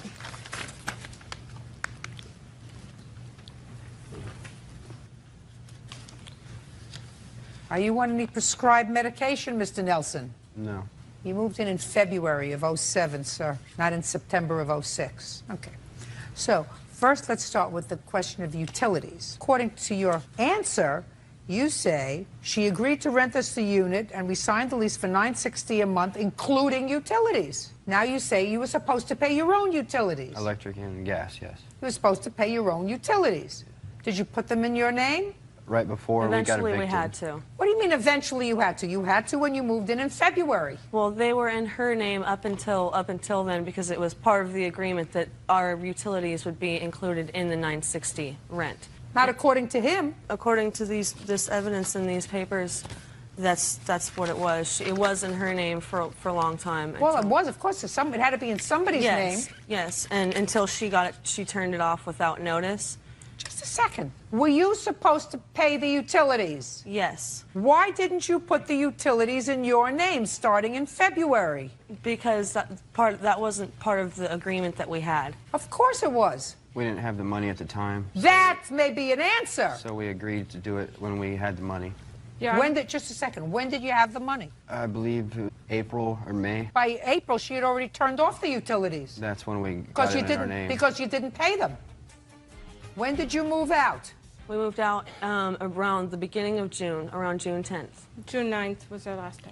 So you owe her rent for February, March, April, May, and June. 5 months. No, that is not true. We've paid her up until like the last 2 months before we moved out. I'm telling you that's what you owe her. Okay. Show me that you paid 5 months' rent. If you didn't give her rent for 5 months, tell me when you stopped paying her rent. I always brought her cash. I stopped paying her rent on about end of April. I stopped paying rent because I didn't have the money because I lost my job. All right, fine. So far, you owe her $1,150 in rent, and you didn't pay the utilities for February, March, and April. I assume that they paid them in May because then they had to put them in their own name. At least you were off the hook. So how much do they owe you for utilities? Utilities is, I got the receipts right here, $767.69. Now, you have pictures of the damage to the apartment? I sure do. I'd like to take a look at it. There's several sets of pictures. I also have a list from the repair person and the checks that I did pay a person to repair the $4,000 worth of damages.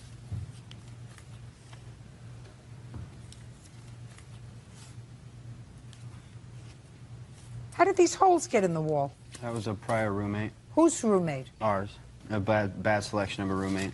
Well, you owe her for this damage. Yes, I believe we do. We're responsible because... You are. It's your roommate. Go find your roommate. I'm putting in a small claim right now. Yeah. Go ahead. That master bedroom, I know it was their bedroom, and right below those holes was their mattress. So, yeah, you can see her head. There, Your right Honor, where he... that is untrue. She's made a lot of allegations about us, about him doing bad things to hurt me, a lot of why those holes are in our walls. When was the last time the police were called to any residence where you have ever lived for domestic violence? Never. Just this once. If she'd called. Just a second. When in any of your residences were the police called on a complaint of domestic violence? None that we know of. She just said once. Well, we believe that's what she called about. Yeah. Because they showed up, but nothing was ever done about it because nothing was wrong. They showed up at the residence because they were looking for him. This apartment is a pigsty. Don't you clean? Yes, ma'am. Yes, we had a roommate that came in while we were at work and damaged a lot of It's filthy. That doesn't happen from a messy roommate. That happens from people who live like pigs. I don't live like a pig, Your Honor. Well, you did. I never saw a place so filthy. I had to go through my house in 2 days' time, and I had to pretty much tear everything apart that I had and find what was sentimental to me, pack it up, and then start throwing a lot of my things away. Should have paid your rent. Your Honor. You should have paid your rent. That's what happens when you don't pay rent or utilities. We had agreed to start paying it off. We had actually started paying it off. And Listen, she's not your mother. I know. She's your landlord. The first thing that you did was you moved into the apartment. You were supposed to put the utilities in your name. You didn't. Then you have a counterclaim that she had no right to turn off the utilities because she got tired of paying $767 for your utilities. Well, then you had no choice, but you put them in your name. At least she's off the hook. I don't know whether you stiffed the utility company or not. I assume you did. Now, then you leave an apartment like a pigsty and you blame it on a roommate. Well, so far it's everybody's fault but yours. Everybody else is wrong. She's wrong. I'm taking responsibility since it was my roommate. I really think it was your roommate, sir. We've had... I don't necessarily think it was your roommate. I don't believe necessarily it was your roommate just because you say it. Do you understand? Oh, I understand. Good. I'm glad you do. Okay, so far you owe her $19.17 just for your rent and the utilities. And that's the detailed list of what was repaired? Nothing was repaired, Your Honor, except for the holes in the walls, because I live right next to that place, and so does my neighbor, and she happens to walk by and she sees our things are still being used. A refrigerator that she said was damaged that we need to pay for to replace, still being used. It was like that before we moved in. Show them these pictures, please. The refrigerator was not repaired, and the refrigerator I'm not suing for. I'm just suing for the repairs Mr. Bean did on my rental unit. Your Honor, I was going through all these items. That's why it looks like a pigsty like this. Hey, just take a look at the toilet. The toilet isn't going through the items. That toilet hasn't been cleaned, it looks like, in 6 months.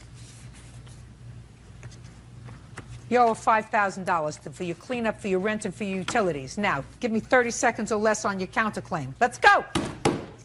We don't believe we owe her because nothing was fixed before we even moved in. Forget it. Next. All of our stuff that was in the house, she told us we would have 2 days and we had Why nowhere to didn't go. you get your stuff out? We stayed up all night trying to get our stuff out. We had but 2 we had a days house time full of to do stuff, it. so we got Did out you what pay we rent could. in June? I was giving her a couple hundred every Did you week. pay rent in June? Not in full, no. Counterclaim's dismissed. You owe $5,000. That's all. Thank you, Your Honor. 25-year-old Aaron London is suing his former co-worker, Corey Bell, for defaming his character. Aaron claims Corey passed around a phony Craigslist ad. Mr. London, did you and the defendant work in the same company? Yes, at one point we did. This is your complaint. You put an ad in Craigslist. I gather you went to school to become a massage therapist? Yes. And you put an ad on Craigslist for massages with your picture on it. Does it have your picture? Yes. Mr. Bell saw that ad on Craigslist. Is that right, sir? I did. And he thought it was really funny that you had posted that ad on Craigslist. So far, am I right? Yes. So he circulated it around the office. He sent it to a lot of other people. He thought it was funny, like, you know, like people send jokes on the computer, and he sent it to a whole lot of other people. So you're suing him for defamation because you were very embarrassed. Yes. That's what this is all about. Mr. London, can I see the ad, please? Yeah.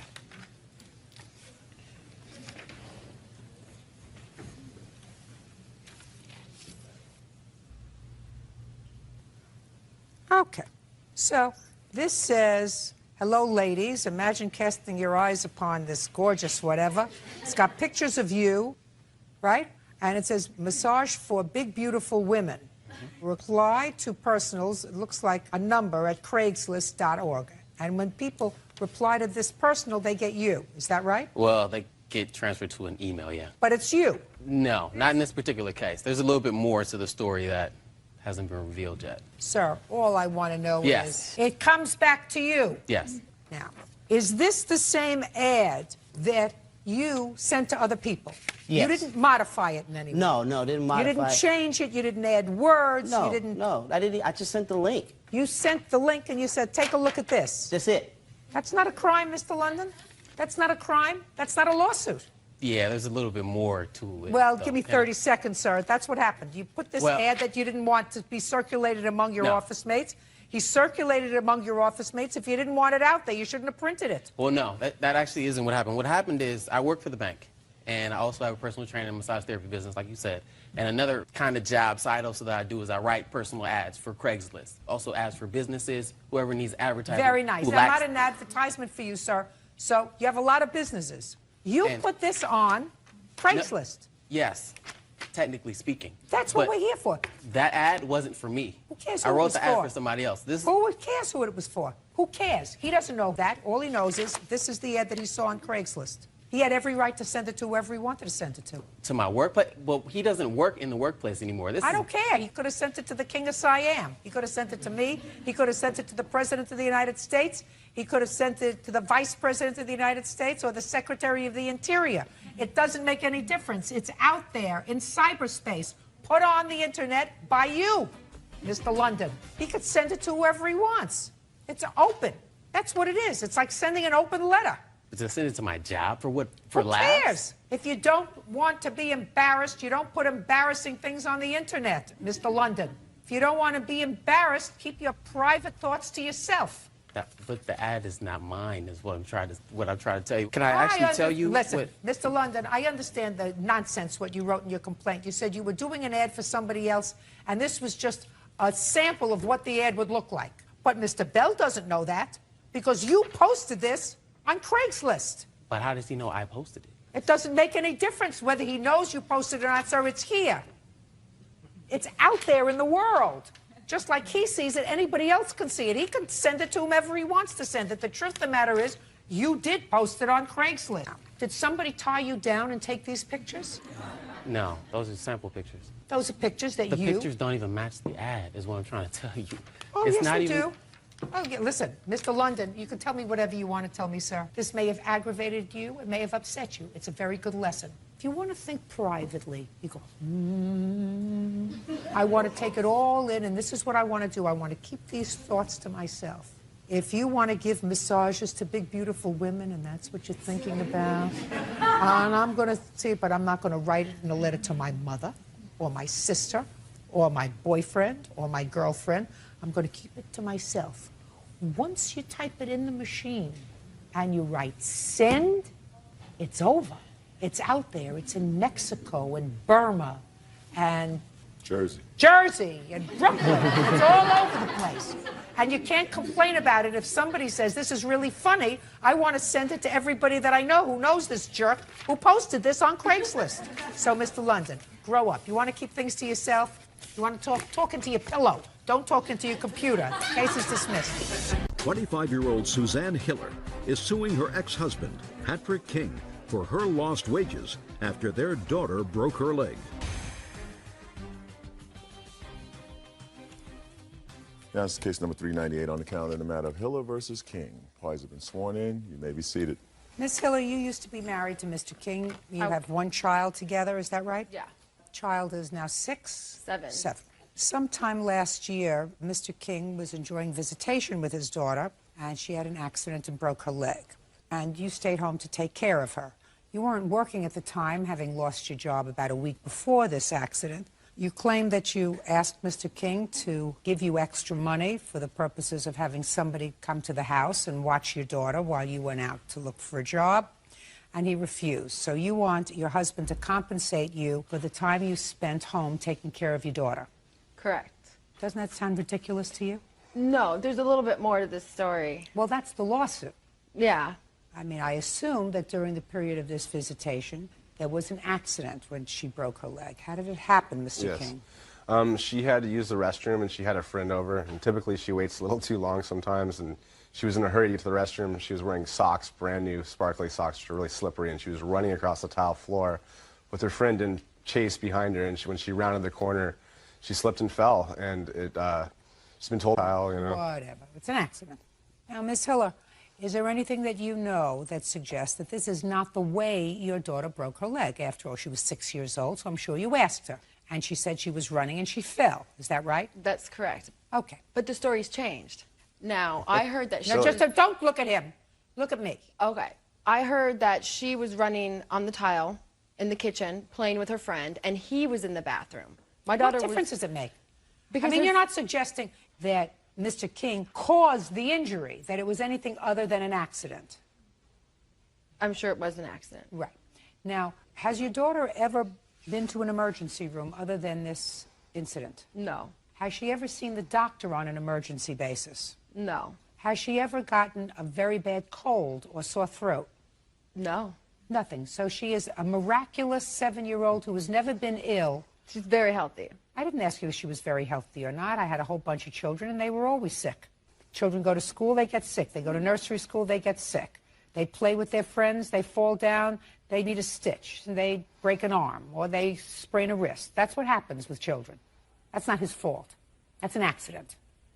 Now, why do you think that he should compensate you for taking care of your own child? Because I had actually just lost my job.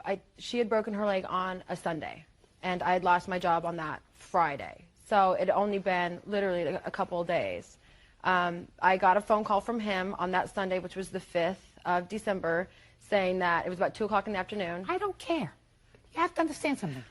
I don't care about that. I don't care about the call and she broke her leg and I didn't take her to the doctor right away. It doesn't make any difference to me. He's her father. Accidents happen. She broke her leg. You're her mother. You're her primary custodian. You stayed home and took care of her. aside from the fact you weren't working.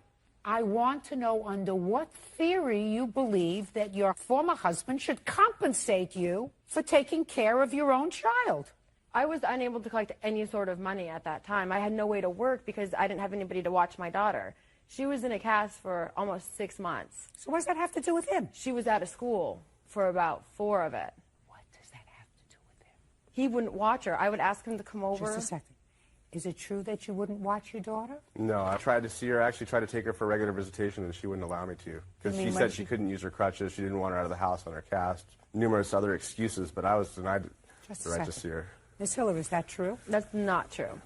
You mean he asked you to come and pick her up, and you said you can come and pick her up, and he didn't? He wouldn't. I would ask him, I said, can you please come over? Not come over. Oh, no. Yeah. No. I'm not talking about coming over to your house. I'm talking about coming, picking up his daughter, and taking her to his house. He wouldn't. He actually had the opportunity once.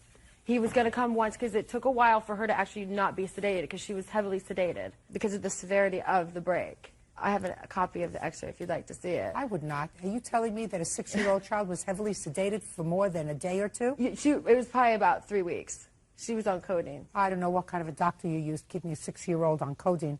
In any event, Miss Hiller, your former husband says that the reason you're here, the reason that you decided to sue him after all of this time, is because you had made a request. And that request was to send your daughter to live with some relatives for 10 months while you went back to school. Did you ask him to permit you and to amend your agreement and the court order of visitation to allow your daughter to go and live with relatives?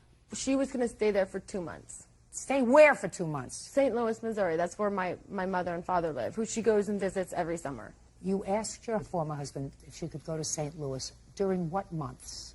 It was the months of September, October, November. That's school time. Where was she going to go to school? My family was going to put her in school out there. And he said no? He said yes at first, and then he said no. I never said yes. No way. Mr. King, I have a sense that Miss Hiller has a problem with truth-telling. You have a good sense, Your Honor. That's totally incorrect. Miss Hiller, he shouldn't even be asked if he will give up his daughter for 3 months for your convenience. That shouldn't be something that you should even consider. If you want to go to school, if you want to go on vacation, if you want to go trekking all over the world, you say to him, would you like, what's your daughter's name? Ashlyn. Ashlyn to come to live with you for the next 3 months or I've been 6 months? offering that. Quiet. Sorry. I would like you to take Ashlyn for 3 months or 6 months because I want to go back to school. Whatever reason it was that you were going to send her to visit, to live, not visit, live with your parents.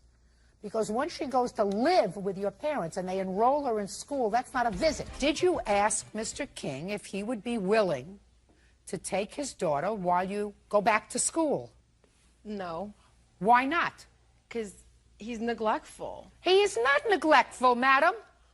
You don't have a choice. If you want to send your daughter to live elsewhere, the first person who has the right to have custody of her is her father. Somebody that you picked, you married, and you chose to have a child with. And if you don't like that, that's too bad. But he's not a second-class citizen. If you want to go back to school, she goes to live with her father, not your parents 1,000 miles away. That's outrageous. And after he said no is when you filed this lawsuit. Outrageous. And I suggest that you not go to family court to seek permission for you to relocate your daughter, because Mr. King is going to get a copy of this tape, and your motivations are going to be quite clear. But those are not my motivations. You have no right to send your daughter to live with your parents to go to school when she has a parent here. If you are unwilling and unable to take care of her, then she goes to live with her father, not your parents, not your sister, not your cousin, not your aunt, not your godmother. She goes to live with her father, who says, I'm more than willing to take care of her if you don't want her in your custody. I just feel he doesn't take care of her. That's not your decision to make. You chose him as a mate, and you chose him as a father of your child. And I don't believe you when you say your daughter has never been sick, because she would be the only child in creation who has not had an ear infection, a bad cold, a fever. The only one that I know of. I have 5 children, 11 grandchildren. All of them have been sick. And I got news for you. They have wonderful parents, at least as good as you. So when you say very healthy, never been sick, I don't believe you. She's had the flu. Oh. But she's never been to the doctor because of an Well, if accident you didn't take, just other a than second, leg. if you didn't take her to the doctor and she had the flu, you're a neglectful parent. Because if flu, you have a big fever. Then you call the doctor and you check it. And if you didn't, you're neglectful. See how easy that is? You don't think you're a neglectful parent, do you? He's not neglectful because his child broke her leg while visiting with him. It was an accident. Get over it. And if you can't take care of her because you want to go to school, you have to say to her father, I can't manage her and my school. Will you take her while I'm in school? And if you choose not to do that, then she stays with you. But you don't retaliate by bringing a lawsuit against him. That's outrageous. But I'm sorry, I don't mean to be disrespectful. I had asked him for money earlier. I had asked him to help me with daycare. You didn't bring the lawsuit until after he said, I'm not consenting to your sending her to St. Louis. We had made other arrangements. Just a second. Okay. You have no right to ask him that. You have no right to be angry at him when he says no. This child has 2 parents, a mother and a father. And the Supreme Court of every state in this country says that you have no greater right to custody, unless a court says so, than her father does. He is not a second-class person. And you better think about that. Maternal grandparents don't have a greater right to custody than a child's father. Did you ever go to a hospital when you were a child? I did. For what? For what? I think I put something up my nose. You put something up your nose. Where were you when you put something up your nose? I was with my mother. Your mother. Did they take you away from her and make you a ward of the state? No. It was an accident, right? Yeah, I Was she actually not? put it Just up a my second. nose. Was she watching you carefully? Was she supervising you? If she wasn't supervising you adequately, maybe you should have gone to live with somebody else. Maybe your grandparents. It was an accident. Do you understand? Get over it. Case is dismissed. Barry Smith says former friend Jeannie LaSalle damaged a Cadillac she was renting from him. Mr. Smith, the defendant was a friend of yours, and according to your complaint, you rented a car to her, a car that was registered and titled in your name, that you weren't using. You felt sorry for her, that she needed transportation. You told her she could rent it for $20 a day. It is your claim that she owes you for the rental, as well as some damage that she did to the car.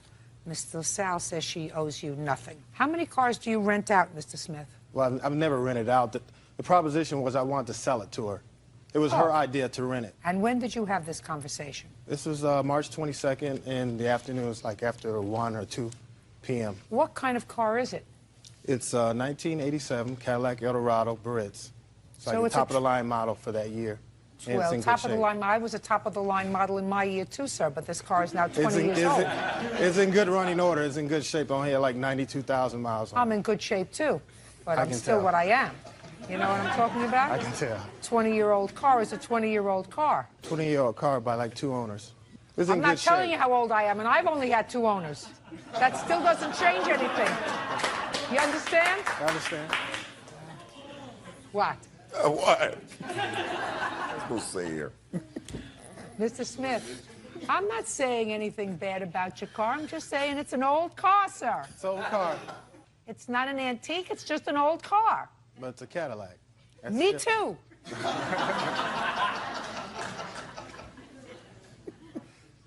Listen, so what did you decide to do on March 22nd between 1 and 2 in the afternoon Well, with your I vintage car? I gave defendant my phone number. She said she called me back, talk it over with her friend. She called me back in about a half hour and said, yeah, let's do a deal. Let's do a deal. Yeah. What do you mean, let's do a Well, deal? she proposed to rent it. I proposed to sell it. She said she couldn't afford to buy it, so I said... How much did you want it for? $20. I wanted $700. Wanted $700 for the car. That's all I wanted. She agreed, and I agreed we'll rent it for $20 a day. She went home to talk to her friend. I went home to download a rental car agreement off the internet. I had the paperwork downloaded. I picked them up, and she gave me $20 for the first day. We signed the paperwork. I gave her the keys. Let me see the paperwork.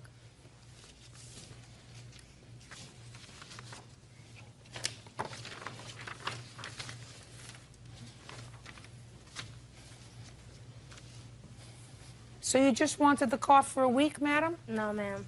Did you sign this agreement? Yeah, when I met Barry on the 22nd, he told me he had cars for rental, 3 cars. I told him I had to talk to my girlfriend and that I would call him back. I did that. We went to go look at the cars. I rented 1 car. It says here that you're renting this car, and it says what car it is, from March 22nd to March 29th. He did all the receipts. I also have those. But I wanted to purchase the car. It wasn't rental. And I started renting because I was not working at the time. All I asked you was, you were supposed to return this vehicle on March 30th. That's what you signed. That's your name. Yeah, I signed that. Did you return the car on March 30th? No, I did not. Why not? Because I made more payments towards the car. I was buying the car from him. Did you have a subsequent agreement? No. We kept doing the rental contracts. But I would pay him more than going towards the purchase of the car. Show me. First of all, how long did you keep the car? Until April 14th. You kept it for an additional 2 weeks. Okay. Go ahead, sir. That's not correct, Your Honor. She took 2 rental agreements out.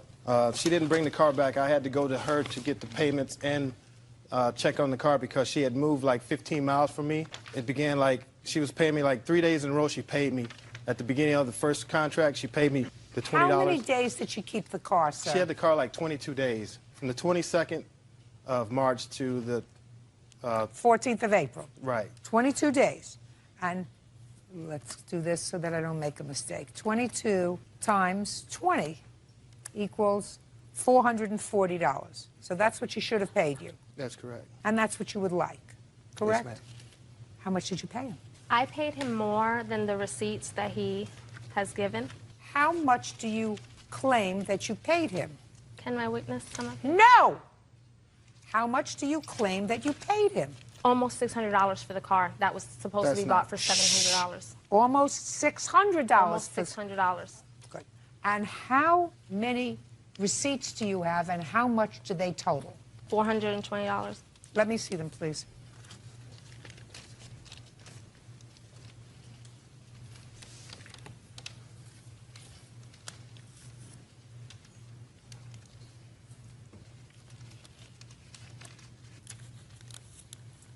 I have $400. If you look, there might be one with the same date and same amount on it. I think I accidentally wrote 2 receipts for 1 payment.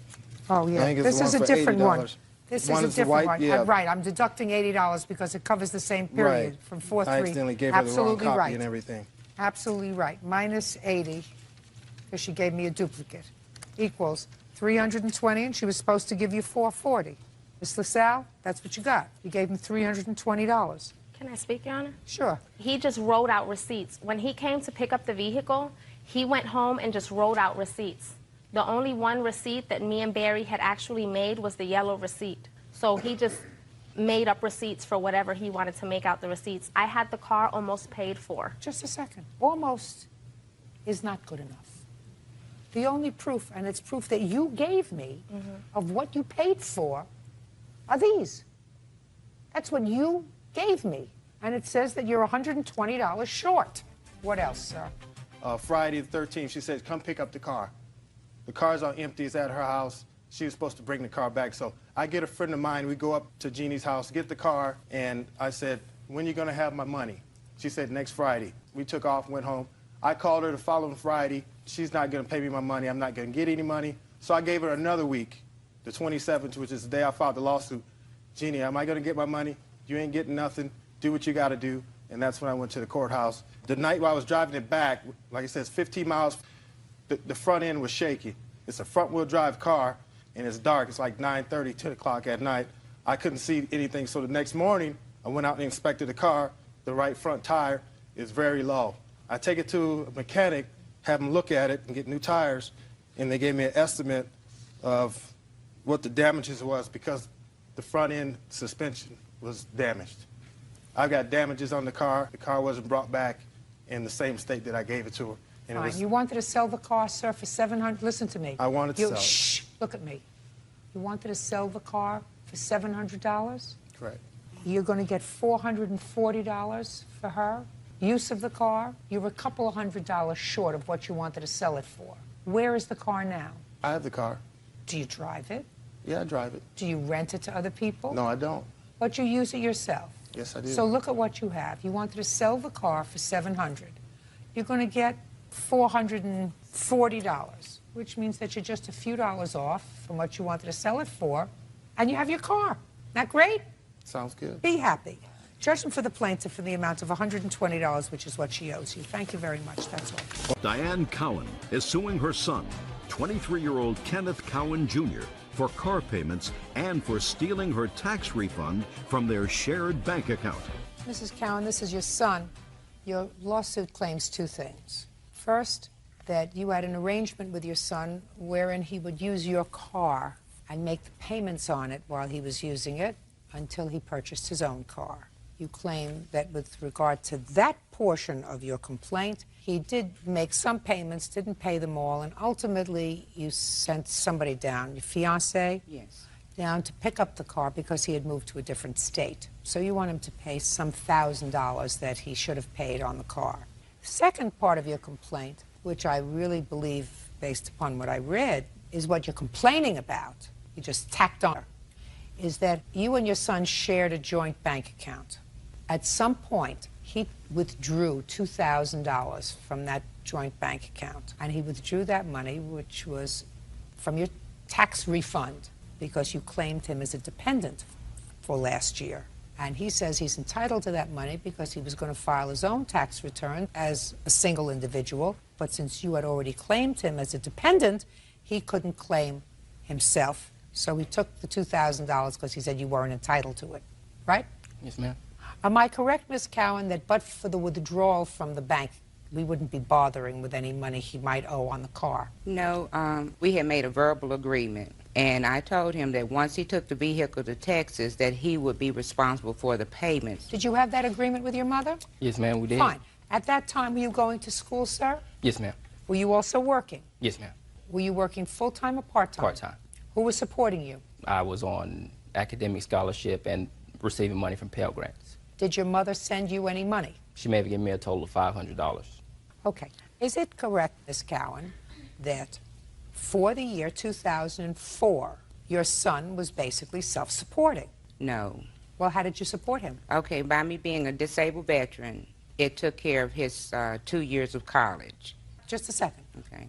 You're being a disabled veteran and the government picking up part of his tuition means that we supported him, not you.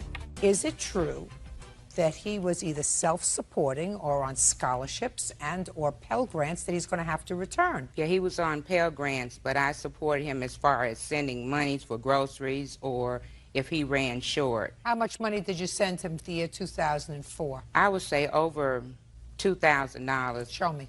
I don't have it as far as the monetary back. Most of the time I would always deposit it in my account because we shared account. I have bank statements showing to where there were deposits made on the account, and these are the only cash deposits on the account are ones that I made.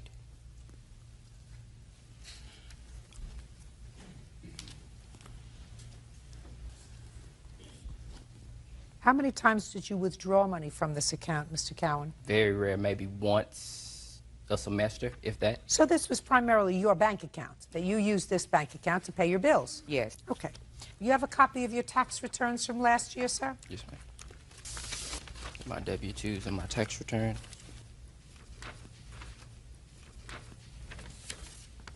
So you had an adjusted gross income of a little over $5,600. Yes, ma'am. And according to your statement, if I believed you, which I don't, at most you sent your son $2,000. Right. Then you are not entitled to claim him as a deduction because you didn't contribute more than 50% of his support. You were not entitled to claim him as a deduction. Yes, but according to VA, if I had not claimed him as a dependent, then they would not have taken care of his bills. You know, I'm not a... Just a second. Let us say that because of some regulation, you were required to claim him as a dependent, even though you did not contribute more than 50% of his support. Let's say that that's true. Then what you should have done was discuss it with your son and say, listen, for the purposes of the VA, so that you can continue to have all your classes covered or whatever percentage the VA covers, I have to claim you as a dependent. but I'm going to give you the $2,000. What would have been wrong with that? Well, I agreed to that, and So then why are you complaining that he took the $2,000 out of your account? because it was the procedures that he took. Now, he know normally there has not denied him of anything. So you didn't like the fact that he did it in a sneaky way? That's right. Okay. She says she didn't like the idea that you were sneaky about it. Well, I think, Ms. Cowan, one of the reasons he might have been sneaky about it was because when he filed his tax returns, he filed them as an independent, and then he was told later that he was denied his refund because you had already claimed him as a dependent. Had your mother discussed the fact that she was going to claim you? She had said she was going to try to claim me to recoup some money that I hadn't paid her on a car payment. She told this to my uncle. Oh, well, I don't want to hear about the car payment. Listen to me, Ms. Cowan. As far as I'm concerned, you've got a son that's doing the right thing. If you had a car and you let him take the car so that he could go to school and look for a job, that's what you're supposed to do. You're his mother. How many children do you have? I have 2. Okay, well, it seems to me this one is doing okay, which means that your mother probably did something right. Yes, ma'am. Should have done the right thing. Shouldn't have made this situation so mucky. Ms. Cowan, irrespective of what he did, you're still his mother, and I sometimes wonder whether I would have, I don't have to wonder, I would not have pursued this matter in court. I would have said to him, it's not the right thing to do. What's your first name? Kenneth. It's not the right thing to do, Kenneth. You shouldn't have gone behind my back and taken the $2,000 out of the account. I was prepared to give it to you, but you shouldn't have just taken it. I'm not so sure that you were prepared to give it to him because, according to you, he owed you some money on this car nonsense. Can't tell you how many cars I bought my children. If you had not claimed your son as a dependent, what would have been your refund? I would have gotten $1,913 from And that. how much would you actually get? $29.13. Yes, sir. When I asked my mother for her tax return, I was going to return whatever she didn't get for claiming me. She sent me a tax return that said she only got $300 for me, which was false. But you got $1,000 for you. Right. Is that what you want, sir? Yes. Then you have to give your mother back $1,000 because you took out $2,000 from her account. No, I was supposed to get $2,000 back, and I was unable. Listen to me. What your mother is saying is she was required by the VA to claim you as a dependent in order for you to get certain benefits. So, although if you filed for yourself as an independent, you would have gotten $2,000, if she didn't file for you as a dependent of hers, you wouldn't have gotten other benefits which far outweighed that $2,000. Are you following me? Yes, ma'am. So that you should not have taken out the $2,000 from the account because all she got, by virtue of her claiming you as a dependent, was an extra $1,000. So that's all you were entitled to. Are you following me? Yes. Am I right? Yes. Good. Judgment for the plaintiff in the amount of $1,000. That's all. 24-year-old Jeffrey Dexter is suing his ex-girlfriend, 24-year-old Helen Garlinghouse, for the return of his stereo and furniture. Helen says Jeffrey won't return her property either. All right, let's see if we can get a consensus on some facts here. How long did you and the defendant live together, sir? Me and Miss Garlinghouse lived together approximately 7 years. How long did you and the plaintiff live together? We were together for about 6 years, but we lived together off and on. There's times where he moved out for months at a time. You have one child together. Yes, ma'am. Is that right? How old is that child? 5. Boy or a girl? Girl. Mr. Dexter, it is your complaint that Miss Garlinghouse has some of your property. Yes, Miss ma'am, she Garlinghouse does. says you have some of her property. And in addition to having some of her property, you've been harassing her. She's got a counterclaim. The two of you come here after creating this mess and want somebody else to clean it up. Is that a fair statement? Yes, ma'am. So let me see if I can do this relatively quickly and painlessly. Painlessly for me, mostly. Jeffrey Dexter says his ex-girlfriend, Helen Garlinghouse, owes for the return of his property. Helen is countersuing for the return of a rifle. What property does she have that you claim belongs to you? She has my stereo, which I have a receipt for. Stereo. And when did you buy the stereo? 2003, I believe. When did you and Miss Garlinghouse separate? In 2005. When in 2005? End of April, beginning of May. So this stereo provided music for the two of you for about 2 years. Yeah. Who do you live with? I have my own residence, and I half the time, I part-time live with John. Who's John? He's my boyfriend. You have your own residence and you part-time live with John. What part of the time? Mainly weekends or sometimes through the week. Why? I don't like being at my residence that I am right now. I mean, I worry about Jeff driving by my house, people stopping by. He's actually sent 2 different people over to John's house trying to find out if I'm there, if John's there, if John lives there, what John's last name is. Where And is the your manager... child? Where is your child when you're moving back and forth? My child's with me. You think you ought to start acting responsibly for your 5-year-old? I do act responsible for my 5-year-old. Not if you're shuttling her back and forth between your house and his house. She has a room at each house. She has belongings at each house. I'm just going to give you a very simple phrase, and that is, if you tell the truth, you don't have to have a good memory. You know what that means? Mm-hmm. You don't think that they keep me in this job because I'm stupid, right? No.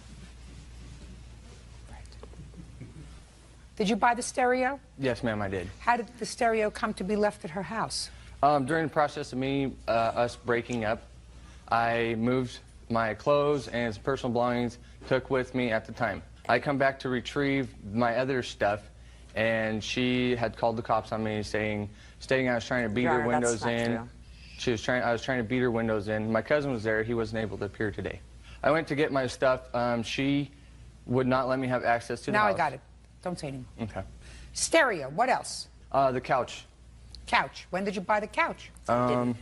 Shh, I don't want to hear you. You see I gave you a chance to talk and he was quiet? Button up. 2005, like January, February. What else? There's miscellaneous CDs. I have several items. Listen to me. I'm not interested in your miscellaneous items. Okay. You have a 7-year relationship and a 5-year-old child. Don't bother me with apple coras and CDs. I'm not interested in that. Stereo and a sofa that you say you bought in 2005. Yes, ma'am. And what items do you say he has of yours? He has my .30-06 rifle that he had given me for Christmas. Just a minute. He has a rifle? Mm-hmm. It's a hunting rifle. Did you give her a rifle for Christmas? No, ma'am, I did not. Yes, he did. I wish I had the videotape. I don't have the videotape on me. A rifle? What else? My luggage that he had bought me, he took out of the garage the day he came and got his car. Luggage. What else? And my ball hitch that, when he came and got his car, he wasn't able to move his car. And a so, ball hitch? It's a ball hitch. You know what that is? Yes, Your Honor. It plugs into the tow package on the back of a Blazer. Who has the Blazer? I do. Has it. Who has the ball hitch? I have it. Okay. What else? And then that's all I have except for the harassment. You're not going to harass her anymore, are you, sir? I have not been harassing her, ma'am. If you are or have been harassing her, you're not going to harass her anymore. No, ma'am. Your Honor, he's broken first I'm speaking.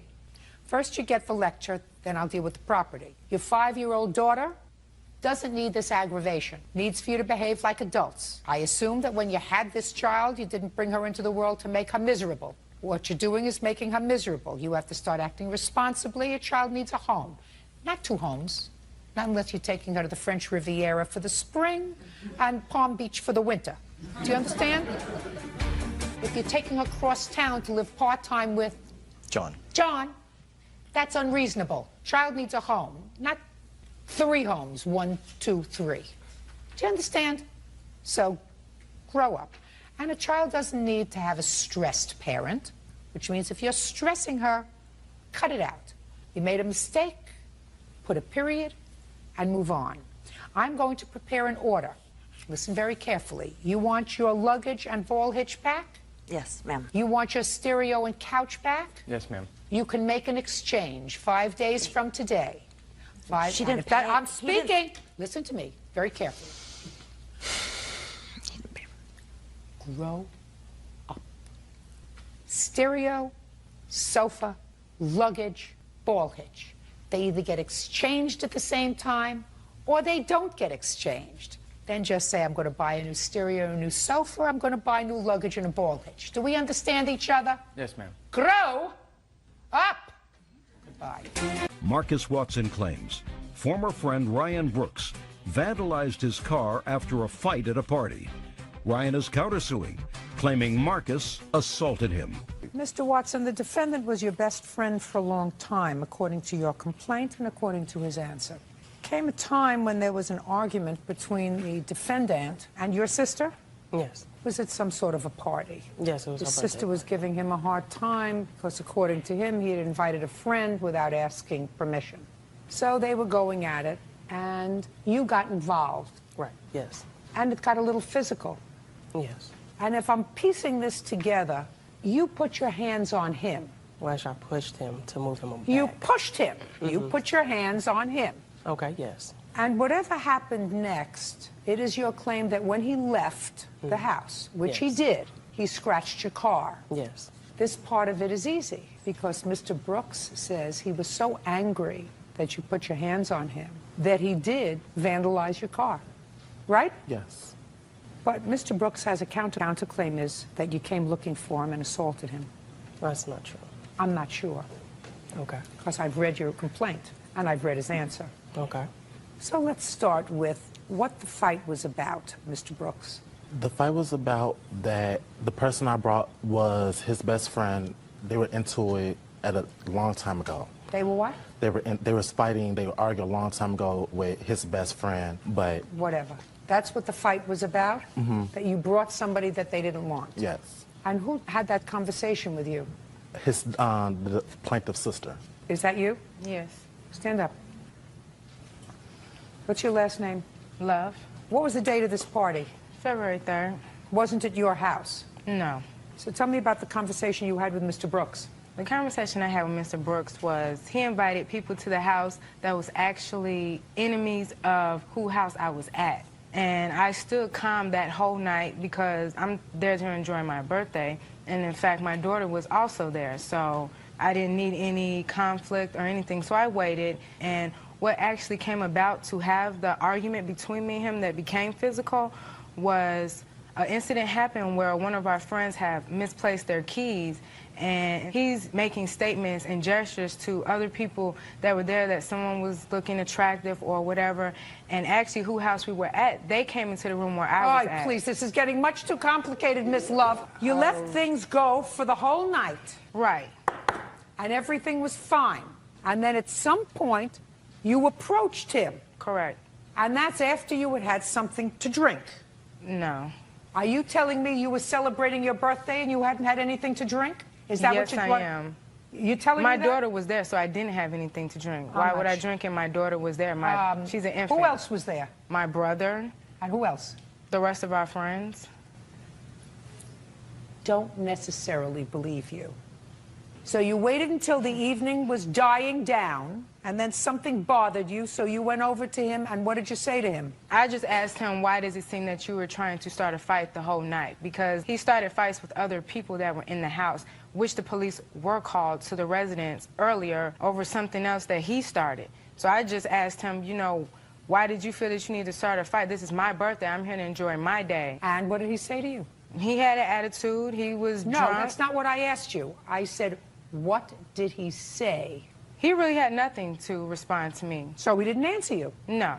And what did you do? Oh, well, I saw that it was going to become an argument, so I just walked off. How could it become an argument because if he's not it responding? was a lot of gestures going on. It was hand movements. Show me the gestures. Okay, I walked up to him and I said, why does it seem like you're trying to start a fight with everyone in this house? He was like, well, so at that point, when you're doing that and you're rolling your eyes, I'm done with the conversation. I'm not going to argue with you. So you walked away? Yes, I did. And then what happened? I went back in the room where my daughter was to finish putting on her coat, because at this time we were getting ready to go.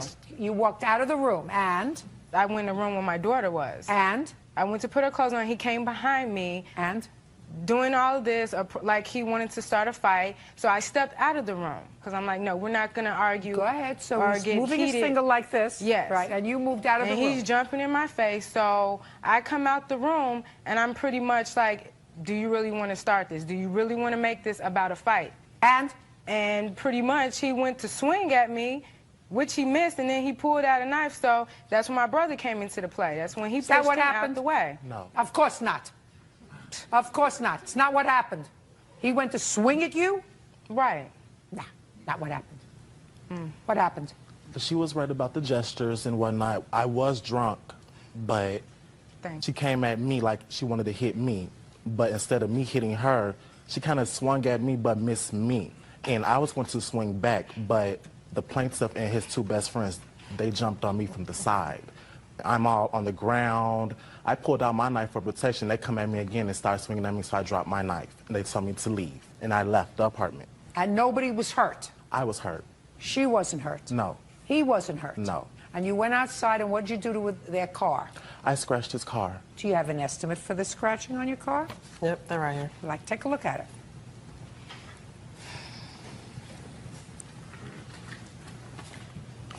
You scratched it with a knife? Glass. With glass. Okay. So now you're outside. You vandalized his car. Go. All right, so after he vandalized my car. And you saw him do that? Yes, I looked out the window because since we were still friends, I looked out the window because he was waiting on the ride to pick him up. So I'm putting on my clothes or whatever. I want to approach him. By this time, I got my clothes on, ready to leave the house. He was gone. On my way home to drive home, I had to circle around. I saw him. He was in front of, I'm not sure the name of the restaurant. I pulled over, and he was still drunk. Who were you with? My sister. You were with your sister and the baby that she's trying to protect. Mm-hmm. Right? Mm-hmm. Yeah. So I get out the car. So I see he has a beer bottle in his hand. Why don't you get back into the car? Because I want to talk to him about my truck. Why? If you know he's drunk, and if you just saw him commit a crime, why in the world would you stop your car with your sister and the baby in the car instead of just taking her home, calling the police, say, I just saw him vandalize my truck? Because I didn't want to involve the police because he was my friend. Then why didn't you let it go until the next day? I could when have, he was but sober. It was on my chest, and I wanted because to tell you him. wanted to get it off your chest. I wanted to talk to him. Because you wanted to get it off your chest. You wanted to get it off your chest with somebody who you know is drunk, who had already left the arena. Mm-hmm. Nobody was in harm's way anymore. Okay. Except when you stopped the truck and got out. And you saw a beer bottle in his hand. So what did you have in your hand? After I saw the beer bottle, what did you have in your hand? What do you call that? A lug wrench is what I had. But he didn't know I had it at all. You had a lug wrench in your hand. No, actually it was in my pocket. Let's make it correct. Now, you're driving along, you see him in a restaurant. He was outside at that time. Outside the restaurant. Mm-hmm. You stop the truck. When do you see the bottle in his hand? When I stopped the truck. When did you get the lug wrench? After I saw the bottle. Where did you have to go to get it? My trunk. Back or front? The back. So you had to get out of your truck, go in the back, get the weapon, and then go out to talk to him. Right? Yes. Now tell me what happened, Mr. Brooks. Actually, I wasn't walking around. I was in the restaurant on the phone with my best friend that was switching phone calls between me and the plaintiff.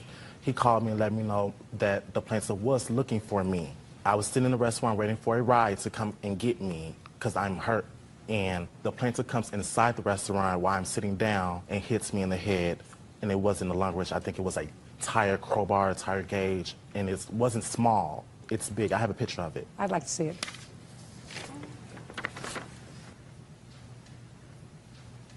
It's a lug wrench. Where did you get this picture from? At the end of the incident, the police did not want to arrest nobody. They took the whole situation, so they gave that to my best friend. Do you have a police report? No. Do you have a police report? No. Did you have any medical treatment?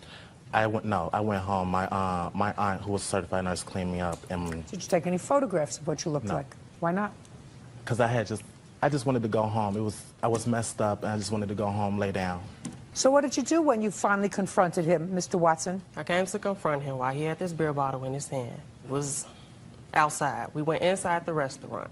I tried to talk to him. He was swinging the beer bottle at my head. He swung it maybe about 2 or 3 times.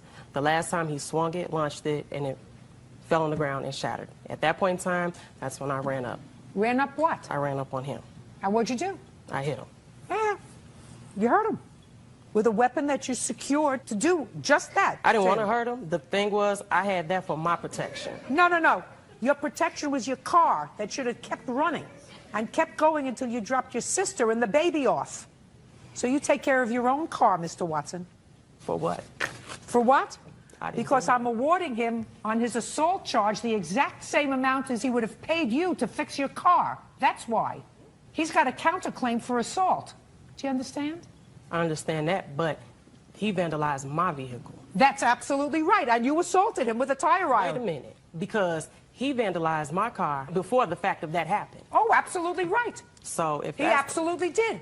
And you would have absolutely been successful in securing a new paint job on your car, without question, if you hadn't assaulted him because you were angry. She started all of it. She really started all of it. And if you think that I believe that she didn't have anything to drink that night, you're mistaken.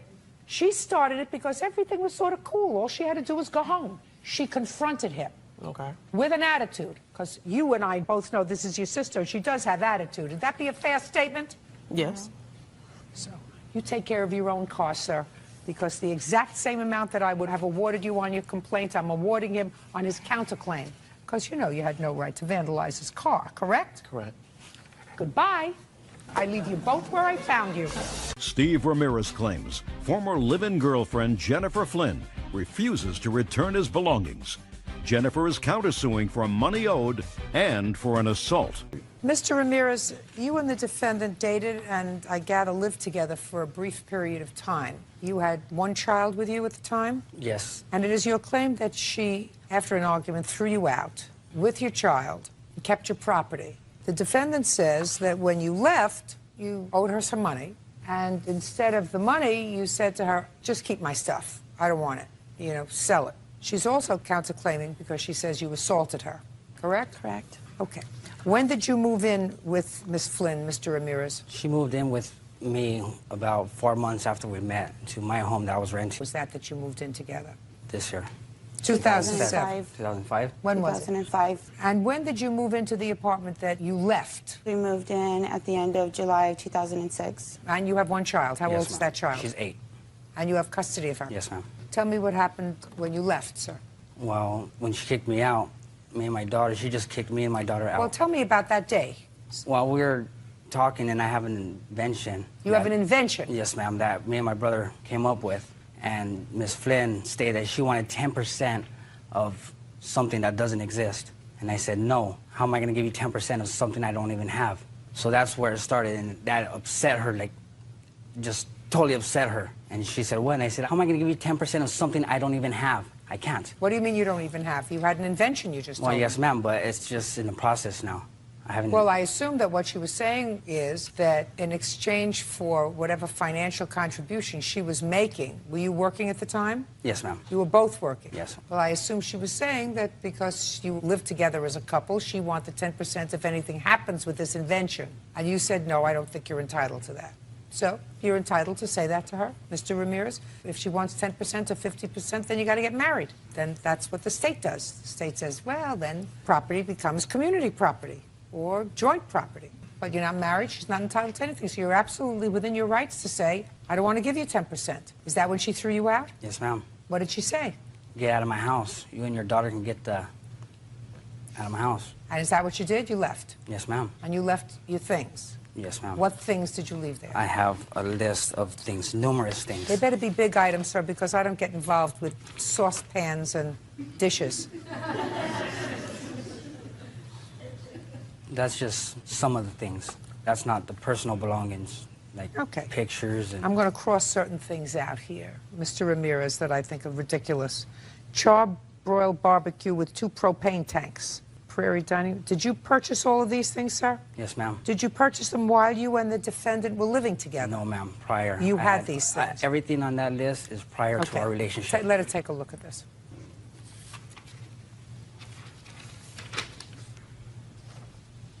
Are any of those things that you purchased while you were living together? Probably some DVDs and CDs. Other than that, those are all his things, correct? Yeah. You have to return them to him, all of them. Do you understand? Oh, there's no neon picture. Okay, cross it off. There is a neon picture, Your Honor. Cross it off. Okay, good. Inconsequential, all of those things within 5 days, sir. You arranged to have the movers there to pick them up. Isn't that nice? Yes, ma'am. Good. Now, let's get to your counterclaim. You say he owes you money, and he assaulted you. Go. Actually, the invention, the alleged invention that he has is something that my doctor asked him to make, and I actually have a picture of it. What does that have to do with anything? That's why I had asked him for 10% of his alleged You're entitled invention. to ask. So he's entitled to say no. My counterclaim is what he owes me when he was not working for October, November, and December. You were not working October, November, December? October and November, Your Honor. And December. Well, just a second. Were you working in December, sir? No, ma'am. So you didn't contribute to the household for those 3 months? No. So how much money do you owe her? I don't feel I owe her anything. Why not? That's the way relationships work, Your Honor. Why? Did she work all the time? No, she doesn't work. She doesn't work at all? No. How do you support yourself? I receive disability and Social Security. What's the nature of your disability? I have a blood condition that affects my ankles to where I get a lot of blood clots, and I'm in the hospital a lot. I get a lot of infections. So you were supporting the household and paying the mortgage on your Social Security? You have children? I have one child. How old? 9. Also, Just a second. Was your arrangement when you moved in that you would pay half the mortgage, sir? No, ma'am. What was your arrangement? Just that we're going to move in together and help each other out as a relationship does. No. How did you handle the finances, Mr. Ramirez? Well, I was working prior, and then I just When you were working prior, how did you handle the finances? we just share them.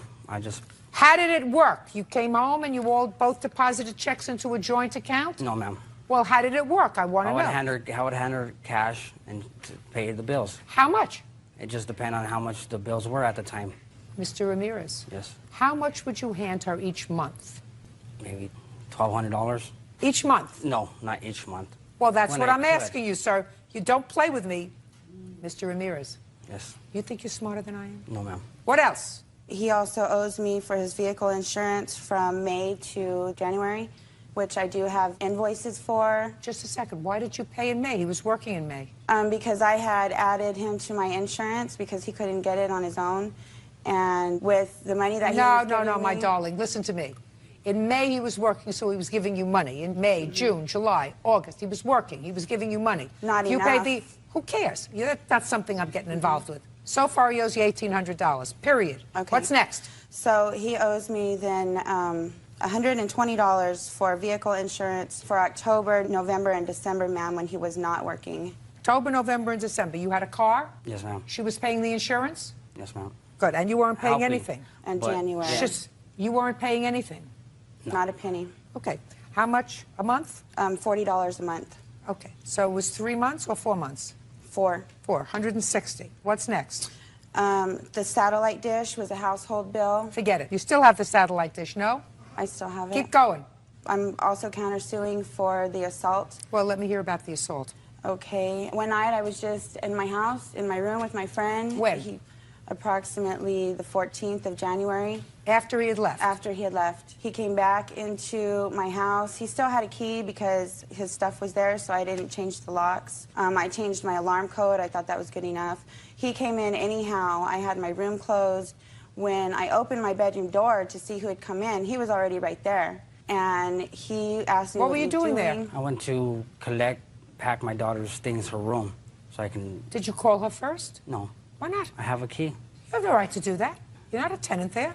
You hadn't paid rent. You have no right to go Yes. in. When I received my first check, after I got my job, I handed her my first check. No. What date? You didn't. What date? Like January, No. first week of February. You mean after you moved out, you handed her a Oh, check? no, Your Honor. Baloney, Mr. Ramirez. Baloney. You had no right being there. None. So what happened? He said, "Who's in there?" And I told him, "None of your business." He pushed the door open like this, and the door hit me in my face because I was on the other side of the door. I proceeded to push the door and tell him that he wasn't going to come in, that it was none of his business. And with his strength, he pushed me into a dresser that I had by the door, which bruised my Why arm. did you do that, sir? I did I not, Your have Honor. pictures of my lip where the door busted my Can lip. I see it, please? And my witness was in my room. When he saw that it was just my friend Diana, he left. I told him I was calling the police. I had the police on the phone, and Temper, temper, I Mr. also Ramirez. have a statement from Temper, my- temper, Mr. Ramirez. Ever been arrested?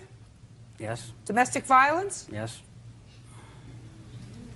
What do you have to say for yourself, sir? There's no question in my mind that you entered the house, that was a trespass, and if you assaulted her, that rises to the level of burglary. Do you understand? You should tell me, did you lose your temper? No, Your Honor. Well, tell me what you did. There's no question that you hurt her. I entered the room, the house, and intend to gather my daughter's things from her room and some of my belongings. And then she came out. She said, "What are you doing here?" She said, "Get in my house." I handed her the key, and I left. No. Didn't push the door open? He No, didn't Your give me a Honor. key. Didn't push the door? No, Didn't cut her lip? no. You have a police report? No, ma'am, I didn't let the police come. So, but he was not there to get his daughter things. He called me later after he left and said, "Why did you do that?" "I just wanted to sit down and hang out with you and talk. I thought we could talk." And I said, "Why would you think that?" He doesn't think that you're allowed to say no. Well, I am saying no. Yes. And, I think maybe yeah. he gets that now. Want to step up? Tell me your last name. Kalish? Ms. Kalish, you were there on the evening that Mr. Ramirez came into the house? Yes. Tell me what happened. We were in her room just watching TV, and we heard the front door open. She got up to see who entered the house, and before she got to the door, he was already standing there. She opened the door, and he pushed the door open and pushed her. Did you say anything about calling the police? She did call the police. I was there. She And what called the happened? police, telling them that he had came in the house without permission, but the police didn't show up. They never showed up? Well, she didn't want them to come over. Why? The calls can take an hour to 2 or 3 hours, and I didn't want to waste their time. He was already gone. I felt safe in the house, and I knew that I could just call back if he came back. Now, what was the date that this happened? January 14th, around there. Why is this picture dated February 9th? Because that's when I printed the picture, and my digital camera, once I changed the batteries, the date doesn't set. So I have a digital camera. I have the camera with me. I didn't print Did you the seek photos. any medical treatment? No, ma'am. Okay. You owe her $1,960. Do you understand? And you can go pick up your stuff within 5 days, the stuff that's on this list. Don't go back and bother her anymore. She doesn't want to have anything to do with you anymore. Do you understand? It's mutual. It's finished. Over. Got it? Mutual. Thank you. That's all. Rachel Maffitt is suing her ex-boyfriend, Brad Simmons, for unpaid rent and bills while they lived together. Brad claims he owes her nothing. Ah, Bird, I really am so glad I don't use this internet thing. Miss Maffitt, you met the defendant on something called MySpace. Yes. Which is on the internet where people go to meet each other rather than, meeting each other for a cup of coffee or whatever. You exchange information. And you knew him for a brief period of time, and he moved in. Yes, he asked to move in. And it is your claim that while he was there, he paid no rent and bills. He owes you $2,000 for the time that he lived with you. Mr. Simmons says that there was never a financial agreement when he moved in. It was only when he left, unceremoniously, according to Miss Maffitt. You left her a note? No, ma'am. What did you do? I packed up all my stuff while she was gone because of the fact that she was a little unstable. I didn't feel comfortable staying there. I packed all my stuff, so I headed out of there, and then I went back to the house and waited for her to come home. And then I told her face to face. Oh, okay. Well, not as bad as I thought. Your Honor, I do have a note. You do have a note? Yes, I do. I'd like to see the note.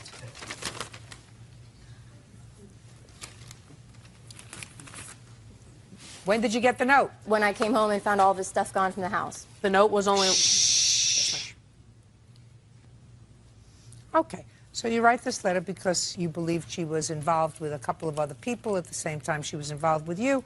It's a very hurt letter, and you say, I can't talk to you right now. You want to communicate with me through MySpace because you're too hurt. You couldn't trust her.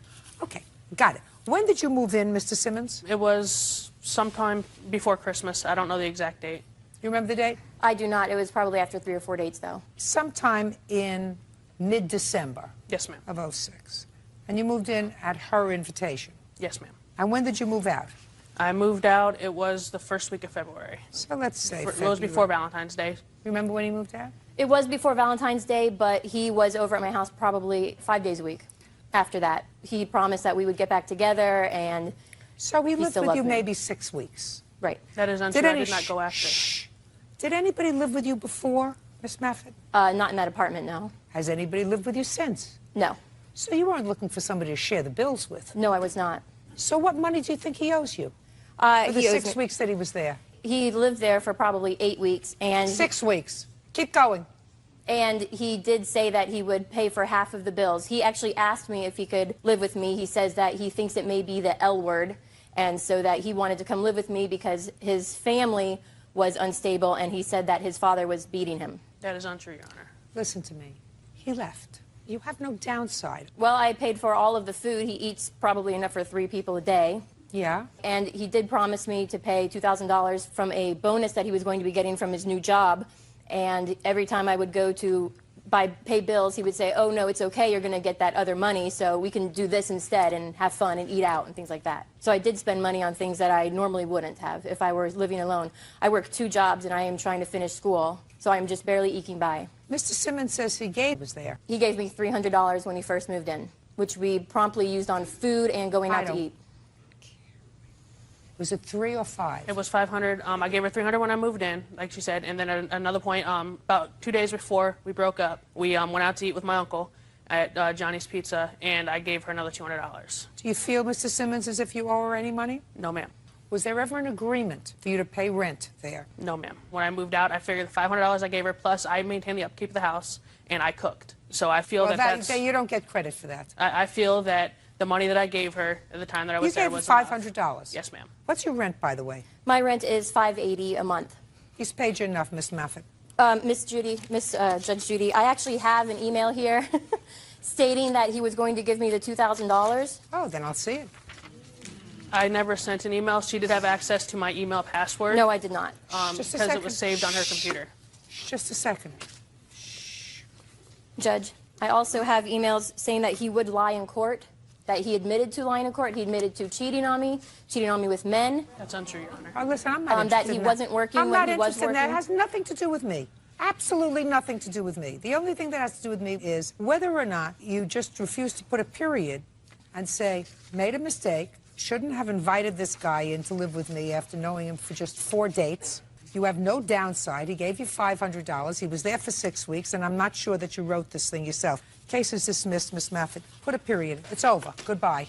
Tricia Thomas and her fiancé Wesley McMillan are suing former friend Billy Chrisley for causing them to be ticketed for the possession of marijuana. According to what I read, you were traveling in 2 cars, leaving Texas on your way to Arkansas because of Hurricane Rita. Yes, ma'am. You were traveling behind Miss Thomas. Yes, ma'am. In the car that you were traveling in was Mr. McMillan, one of Miss Thomas's children. Yes, ma'am. Miss Thomas was traveling in front of you, and in your car was another one of your children? Yes, ma'am. Mr. Chrisley, you were pulled over by the police. Yes, ma'am. For tailgating. Yes, ma'am. What did the policeman say to you? Well, he pulled me over for tailgating. That's what he told me he pulled me over for. In what state were you when you In got Oklahoma. pulled? Oklahoma. We were on our way back. Go ahead. So he pulled us over. He asked me for my license, registration, all that for the car. And I told him I didn't have my license, and I just got the car, so I didn't have no insurance, no registration, no nothing on it, because I just got it. Well, what about your license? It was expired, and I still had to leave to go to Arkansas, and I just drove back, you know. Could we move on, please? What else did the police officer say to you? So he ran my record and everything else. Then he asked me if I had anything, and I told him yes. And so he went back to well, you said yes, and he said, what? No, we just went back to my car. I gave him what I had. Well, what did you have? I just had maybe a joint and a half. Of marijuana? Yes, ma'am. Where did you have it?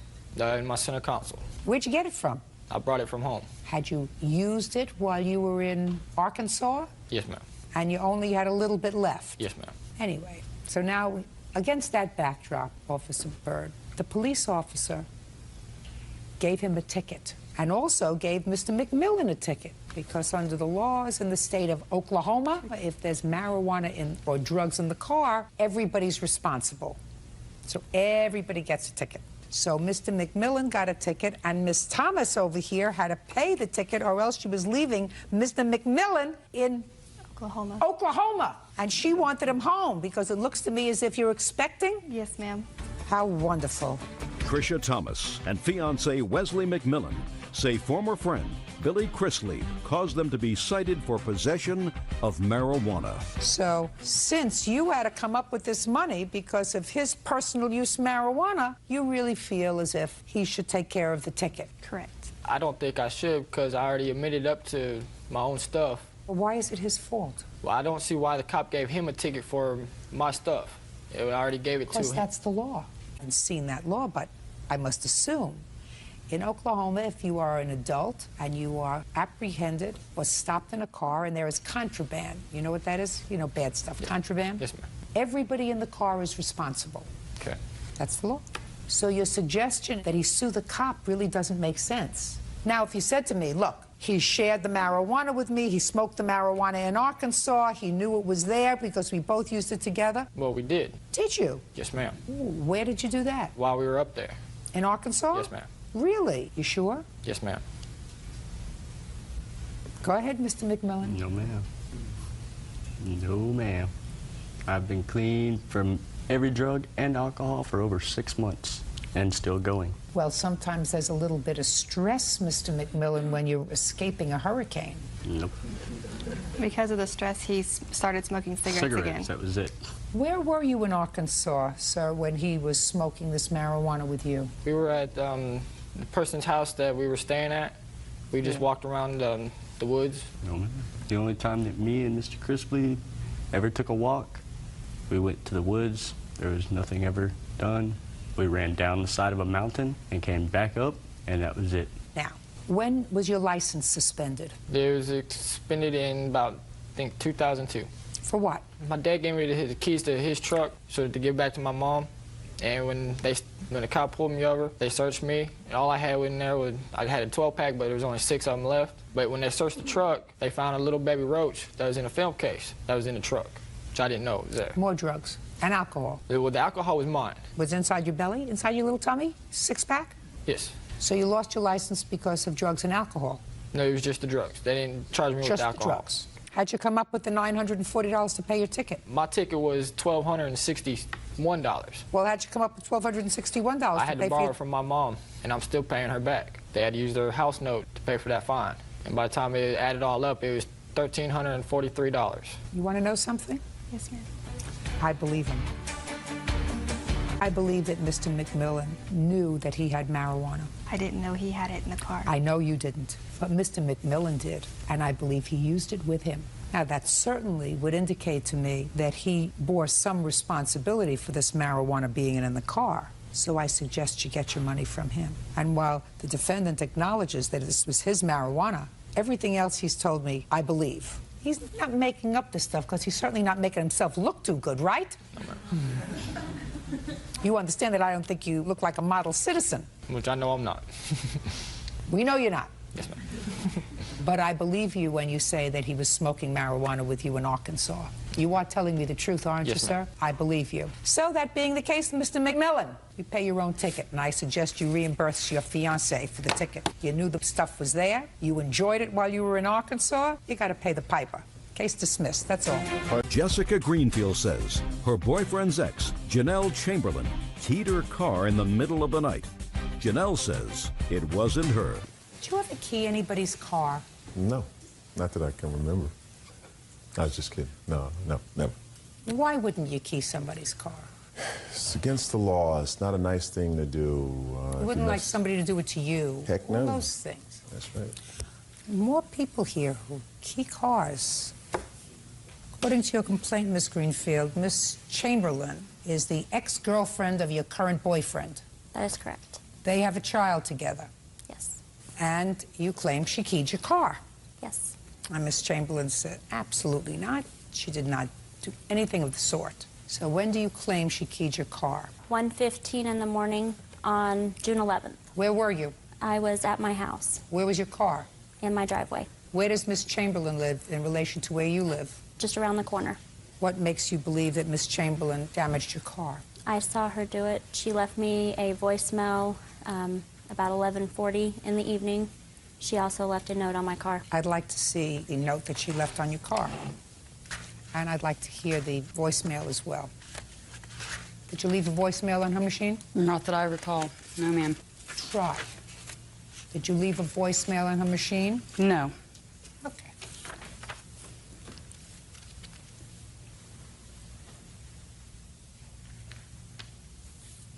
Is this your handwriting?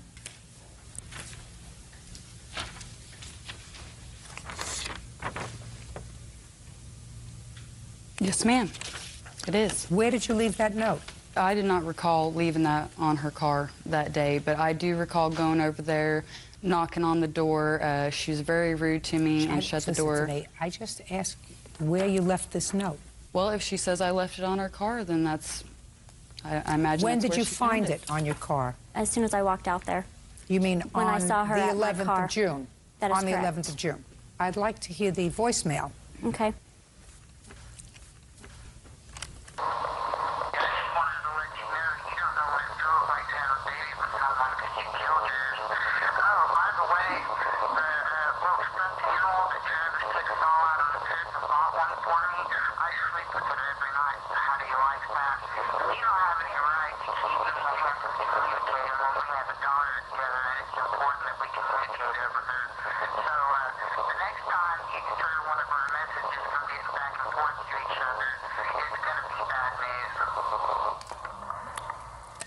Okay, so tell me what you observed on the 11th of June. The 10th of June, which was later that evening, about 10:50, I got a hang-up phone call. 20 minutes later, 11:15, 11:20, Janelle shows up at my door asking for my boyfriend, which he was still at work. And I said, no, he's not home, and it causes conflict when her and I speak, and to come back when he is home. And I shut the door. And 11:40, she leaves the voicemail message on my cell phone, and 1:15 in the morning, I see her put an egg on my car and key it. I object to that. She did not see me there. You'll have an opportunity to tell me. When you saw her key your car, did you go downstairs? Yes. When you got downstairs, was she there or was she gone? She was running down the driveway in front of the house, running south. Did you say anything? Yes. What did you say? I told her to stay the hell away from my car. Did she answer you? No, she kept running. Did you call the police? Yes, I did. Can I see the police report, please? There's hers and mine. When did you make the police report? The next day? No, it was on the 11th of June. On the 11th, that day. Okay, now I'll hear you. June 11th. Mm-hmm. Go ahead. It was actually the 10th. Mm-hmm. That night I left for the grocery store. I cashed WIC vouchers. What time? I'm not sure. Whatever the police report says was on the receipt. It was late in the evening. I went to go get my baby some formula. I came back home. The police knocked on the door. I showed him my receipt. I was at the grocery store at the same time that she was accusing me of this. No, you weren't. Yes, I was. No, you weren't. Well, it takes time to get to and from. Let's be clear. You were not at the grocery store at the same time that she alleged she saw you in front of the house. Okay. Go ahead. But I did go to the grocery store that evening, return home, show him my receipt. Who else do you live with? My husband, Daniel Chamberlain. He was there. Is there any reason why you go to the grocery store at 1:45 in the morning? Ma'am, my husband works third shift, and he goes to college half of the day, so we have very irregular hours. Was there any reason you went to the grocery store at 1:45 in the morning? To get formula for my baby. Why didn't he go? It wasn't necessary. He needed to stay at home with the children. How many children do you have? I have 4. Go ahead. That's what I did. I went to the grocery store that night. Well, at what point did you call her on the telephone and leave that message? It's very emotional. At what time did you call her that evening and leave that message? That's been months ago, Your Honor. Well, certainly it's been months ago. At what point did you call her and leave that message on her answering machine? The only time I remember having any confrontation with her was earlier in the day. I'm not asking you about confrontation, madam. You didn't speak to her when you called. I'm asking you at what time in the evening did you call and leave that message on her answering machine? I cannot be sure. So you don't remember when you made the phone call, is that what you're telling me? Yes, ma'am. You do, however, remember putting this note on the car, because that's what you told the police officer. I don't recall putting that note on her car. Well, that's what you told the policeman who interviewed you. That is my handwriting. You told the policeman that you put this note on her car. That was directly after the incident, so if that's what I told him, yes, ma'am. Okay, can I see your estimate to fix the damage on your car, please?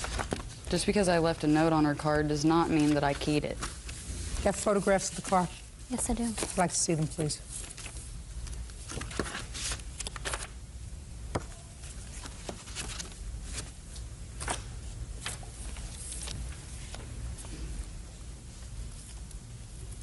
Where on the car was the note? On the driver's side windshield. It was raining that night. I know. I retrieved it as soon as she left it there. So you went out immediately? Yes. Right. Because clearly the police who observed the note, this is just a copy of it. No, because the that police note was left earlier in the day, not that night when it was raining. I'm speaking. Yes, ma'am. Police officer observed the note. The police officer described its condition. It was, in fact, wet. And what the police officer found is that the bags that you showed them to explain that you were in the store immediately prior, so that they took the bags and looked at them, noticed that despite the fact that it was raining very, very hard that evening, the bags that you got from the store were miraculously dry, according to the police report.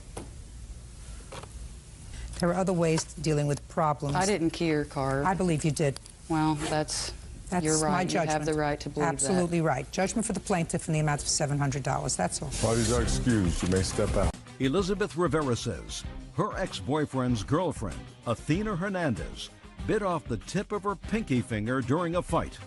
Athena is countersuing, claiming Elizabeth vandalized her truck. Miss Rivera, the defendant is your ex-husband's current girlfriend.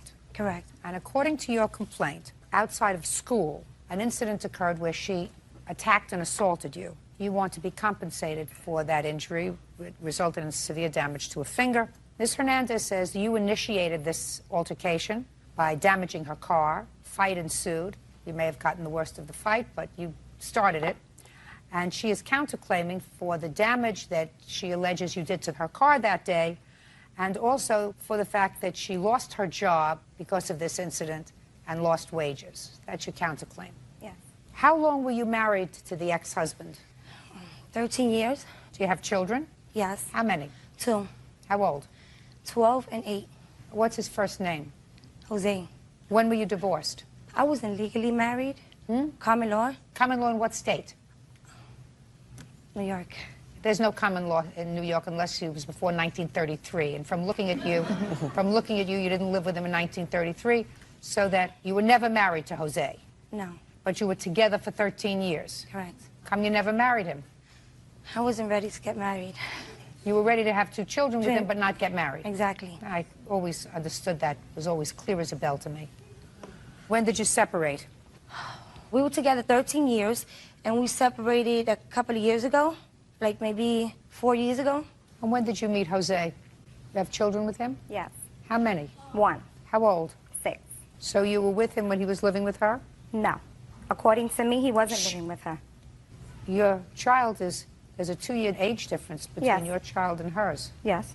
How long have you been living together? Going on 4 years. Well, for the 4 years before that, where was he living? In his own apartment.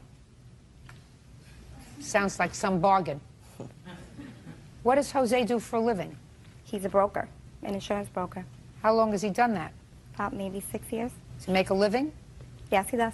How much money does he earn? About maybe 35, 36,000. Does Jose pay child support? No, he doesn't. How do you support your children? He provides for them. How do you support your children? He supports them. How much does he send you? He doesn't send me anything. If they was to need anything, he'll go buy it for them. That's not supporting your children, Miss Rivera. Do you work? No, I don't. Well, who supports you? Is not an answer. The city. The state? The state. And how long have you been a recipient of state assistance? About 19 years. 19 years. Well, that's the reason you didn't marry Jose. Yeah. That's the answer. I knew, you follow the money, you always get to the answer. That's a reason for not getting married. So Jose works as an insurance broker. The state pays for your 2 children, and Jose has another family. Who do you work for? For myself. What kind of work do you do? Insurance broker. For the same company? Mm-hmm. How long have you worked for them? It's mine. It's an actual brokerage. I own my own brokerage. Does he work for you? Yes. How long has he worked for you? 6 years. Is he a paid employee or on commission? No, he's a paid employee. And what's the name of your company? Popular Multi-Service. Where are they located? In the Bronx. Perfect. State of New York is going to send me a big gold star for this one. Now, tell me when this incident took place. It took place on February 5th, 7:30 in the morning. Tell me what happened, Miss Rivera. Okay, I was taking my kids to school at 7:30 in the morning because they have to be inside by 8 o'clock. So as I'm approaching the school, I see Athena Hernandez coming out of the school. And then as I'm getting closer, she's running back in the school. So as I'm approaching inside the school, she's coming out. And she's coming out saying a smart remark. Just tell me what she said. She said, haha, I have a car. Go ahead. So I looked at her, I was like, come on, boys, let's keep on going inside. That's not necessary. So I gave them my blessings, I walked them inside, and then I stood about 10 minutes inside. I came out, she's still out there, parked in front of the school. She pulled down her window, she started cursing at me and she spit at me. So I spit at her right back. And I continue walking home. As I continue walking home, I'm turning the corner, ready to cross the street. As I'm crossing the street, she turns the car in a one-way, she eats the stop sign, and she hits me with the car. I got surprised. I fell down. So as I'm getting up, she rushes out the car and she starts attacking me. So I'm trying to defend myself. So I'm trying to unzip my coat to put my hands up. So I finally took off my coat and she kept on attacking me, and then she snatched my coat, ran back in the car. So at that moment, I was like, help, help, somebody. Can I have a cell phone to call 911? I need to call 911. I'm being attacked. Somebody finally let me call. So I'm like, help, help, help, please come. I'm being assaulted over here. So I see her rushing back out. She's like, calling your son? Who are you calling, huh? When I see her coming out, I pick up the stick to start her to see if the cops come. And I'm taking off my boots. And I'm like, leave it alone, leave it alone, leave me alone. You're taking off your boots? Yeah, because I had some boots up to my knees, and they were high, and they were tight, and I kept on falling. So to have my balance and protect myself, and I'm like, leave me alone already, leave me alone. The cops are coming, leave me alone. She was like, no. She smacks the stick out of my hand, and she attacks me. And I feel somebody else behind me push me against the gate, and she just kept on hitting me, boom, boom, boom, boom, boom. And I kept on defending myself, and she bit my finger. And she said, ha, ha, look at your finger on the floor, and that's when the cops came. And I was just, it hurted so much, it was unbelievable. So it was the tip of your pinky finger that she bit off? Yes. All right, Ms. Hernandez, tell me your version of the events. Okay, my child and her two children attend the same school. It's not the first time that we see each other. But every time we see each other, she has something to say, whether it's indirect, under her breath, whatever. Usually I just let it go, you know, give her a, you know, smirk, whatever. This morning... Let me stop you just for a second, just for my own information. Are you nice to Jose? Yeah. Are you nice to Jose? Yes. Because you said nice things about him before. You said if the kids need anything, he gets it for them. And I assume that you're still living with him, that you think he's a nice guy. Correct. And I assume you don't like her. I don't have anything against her. I assume you're not crazy about her, because I believe that there is this underlying current of animus, anger, that the two of you have, and you're not crazy about her. Is that right? That's correct. And that I don't understand. You see, you look like two relatively normal women. Jose's the bad guy, not you. He was two-timing you. He was two-timing you. There's no question in my mind. So you all make up with Jose and fight with each other. Two women fighting with each other when the bad guy is off doing what he's doing, maybe with somebody. Never can tell. That's his history. That just is so foolish to me. And you're not the first two women that I've seen do this kind of ridiculous fighting over some worthless piece of trash guy who doesn't support his children, lets the state do it, lived a lie for at least 4 years. Why do you look puzzled, madam? Because according to what I know, the state supports her. State supports the children unless he provides support through the court. The state supports her children. That's why she didn't marry him, or that's why he didn't marry her. They had a little extra cash. He's not going to have that extra cash anymore because they're going to attach his salary, which you just swore under oath that you paid him the last 6 years. They're going to go back and take it out for 6 years' worth of money. Let's move on with February 5th at 7:30 in the morning. I'm getting out of my vehicle, dropping off my daughter. I run into school. It was freezing that day. As I'm leaving the school, she's entering the school with her two children. She tells her oldest son, I'm just effing showing off. I look at her, I said, you know what, why don't you just take your kids into school and shut up? I don't have effing time for this. I'm going towards my truck. Nice talk in front of the children. I go towards my truck. Both of you, as a matter of fact. Because I absolutely believe that that happened. First of all, Okay. I go towards my truck. She puts her kids through, there's one door, second door, leaves them in there, runs back out, starts taking off her coat, telling me, I've been dying to kick your for the last 8 years. Get out of the truck.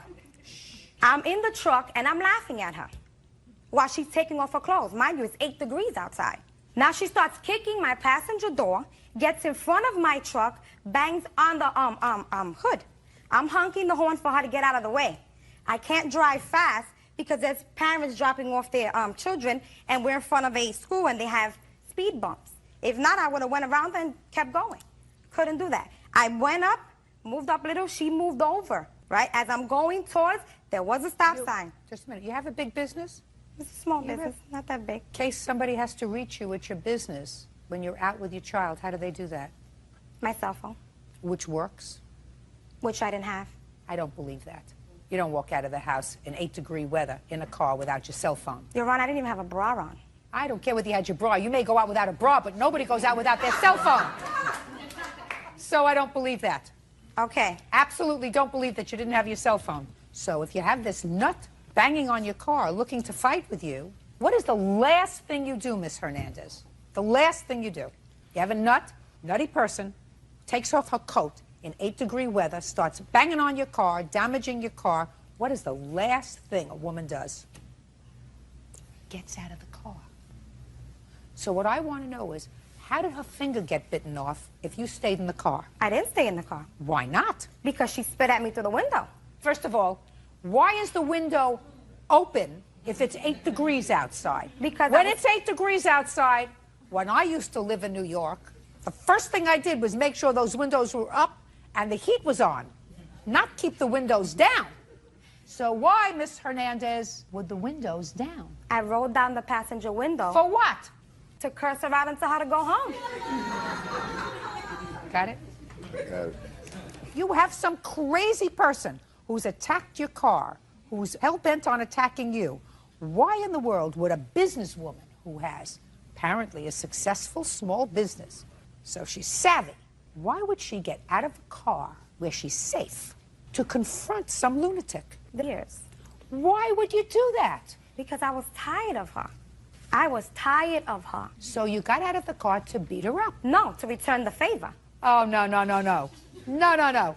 Don't believe that for a minute. Not for a second. I believe you got out of the car to beat her up. That's what you did. You got out of the car to beat her up. And Miss Rivera, there isn't a question in my mind that you attacked her car.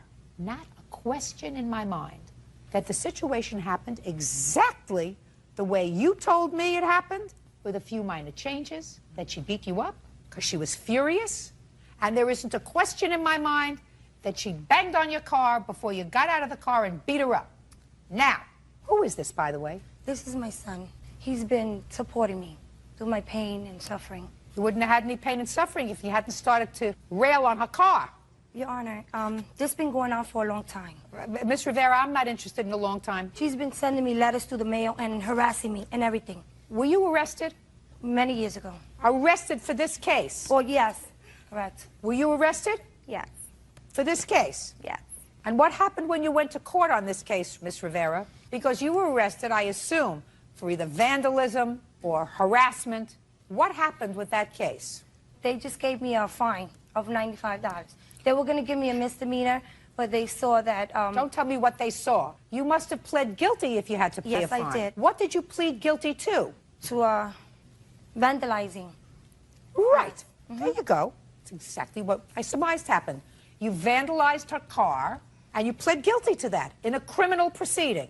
They didn't tell me it was for her vehicle. They just said it's for the... For vandalizing. For what did you think you were vandalizing? The snow? Well, she vandalizing her she car. can't prove that I did anything. Miss Rivera, you pled guilty in a criminal proceeding. Finished. It's over. Now, Miss Hernandez, you were arrested for assault. Yes, that's correct. And what happened with that case? Were you found guilty? Yeah. For assaulting her? Yes. Oh, this case is over. Wish I would have known that before we started. You have to pay for her injuries because you pled guilty to assaulting her. She didn't pay for medical bills. The state did. No, no, no. I'm not giving her a dime for her medical bills because she don't have any medical bills. But you assaulted her. She has to be compensated for that. And you have to pay for her truck because you started it. Why would I have to pay if she don't have no evidence I did anything to her? Oh, yes, she does.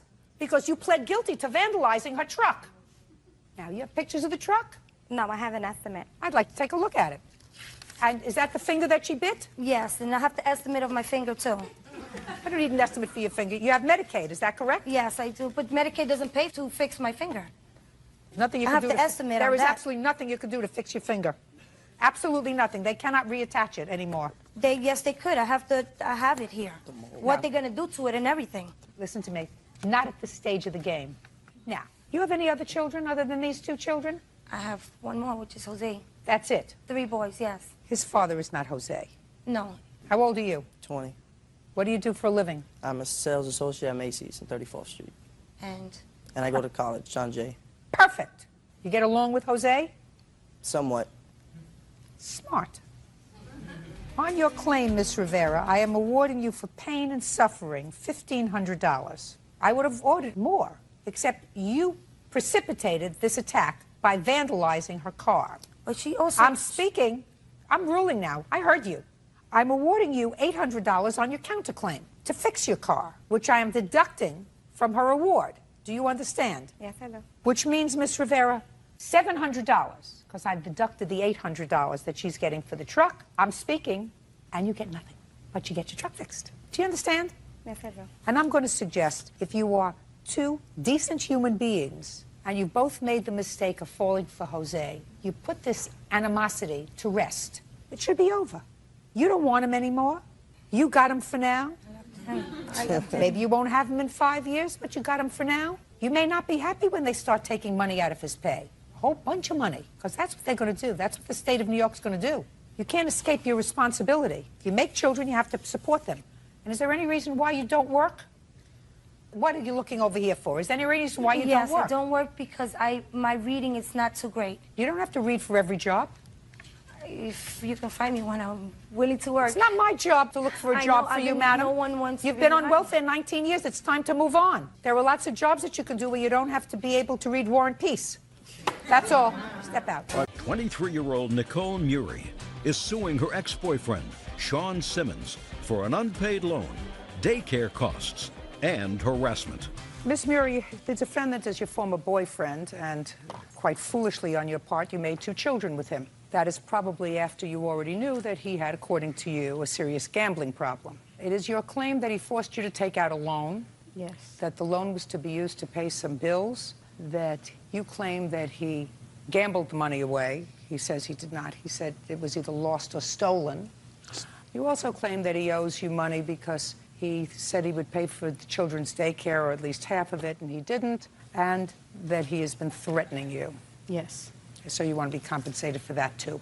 Yes. What was the loan for, Mr. Simmons? It was a title loan on her vehicle, 2002 Ford Explorer, for our rent. And when the loan was taken out, the check was cashed. Correct. And who took the money?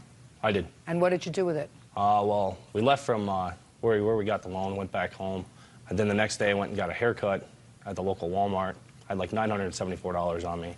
Paid for my haircut, went to Arby's, ordered some food, went to pay for my food, realized I didn't have my wallet. So you either lost your wallet or it was stolen? Correct. Where's the police report? There is no police report, Your Honor. I don't believe you. That's your choice, Your Honor. I mean, That's my the truth. choice. That's my right. Because anybody who has a wallet stolen or lost, and that's their rent money, well, if you'd let me finish, Your Honor. They file a police report. Your Honor, like I said, let me finish. Show me a report. I then went back to Walmart. Okay? Yes. I then went back to Walmart, had my wallet. There was no money in my wallet. Show me the report. What report would there be? From Walmart. Your Honor, that night... Shut.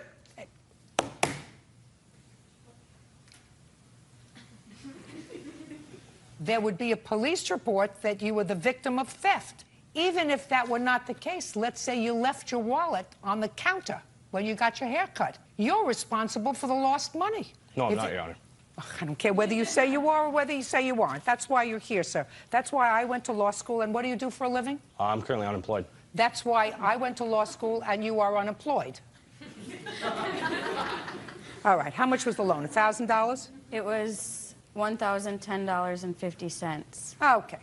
Now, give me in 30 seconds or less how he's been harassing you and threatening you to the extent that I'm going to compensate you for that. Ever since we moved up to my mom's house, and then we moved out into a place of our own, and ever since then it was threats daily. Then you leave. Calling. Then you leave. I didn't want to rip our family apart. Well, that's too bad. Then you don't come in and complain about it now. You Well, left, then- ultimately, correct? Yes, I did, and Very I got an good. OFP. A protective order? Yes. Perfect. Good. That's what you should have done before. Now, tell me about this money owed for daycare. I pay daycare for our 2 youngest children. I pay my mom $50 per kid per week, so that totals $400 a month. Yes. And I've always paid the daycare. He has never helped take care of any of his kids. He's got 5 kids, and he doesn't support any of them. He had 3 before he had 2 with you? Yes. You should have had a clue. Yes, I should have. You should have had a clue before you had one. You should have had a bigger clue before you had two. And unless you can prove a contract with Mr. Simmons to pay half the daycare, you will address that issue when you take him to court for support. I never knew anything even about the daycare, Your Just Honor. listen to me. Does it sound like I'm against you right now on the daycare, sir? So Just why don't wanna you make just my keep point your mouth... nice. I don't want you to make a point. I want you to be quiet unless I ask you a question. Okay. Perfect. Do you understand? Yes, and child support is pending. Good. When you have a child support order against him, then he will have the parameters of his responsibility with regard to these two children. And if he fails to pay the child support order, and if that judge has any gumption, she'll put him in jail for non-payment of child support. But unless you have a contract with him, oral or written, with regard to payment to your mother for watching your children, he's not responsible for it. Do you understand? Yeah, but he's always told me he'd help me out. Well, help when you it out is not a comes to the contract. kids. Help you out is not a contract. And I Right do now, help he her owes out. you $1,010. That's for the money that he either lost or stole or gambled away. Anything else? Perfect. Thank you. Judgment for the plaintiff. Excuse. उस शहर नू उजाड़ देवां जिथे तेनू कैद कीता उस jail नू साड़ देवां जिथे तेनू कैद कीता जिथे तेनू कैद कीता उस जेल नू साड़ देवां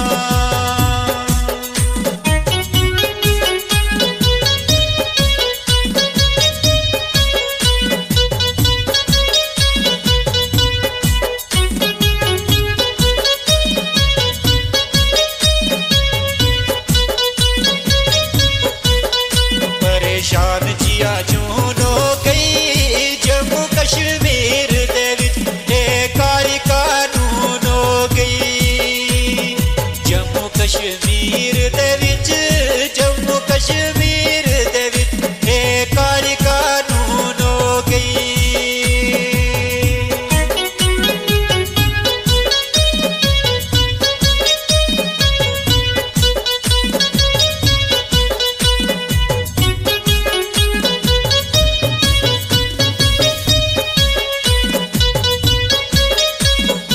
ओ क्यों माड़ी तकदीर हो गई मैं राज तेरे सदमे विच दुखी जम्मू कश्मीर हो गई मैं राज तेरे सदमे विच मैं राज तेरे सदमे विच दुखी जम्मू कश्मीर हो गई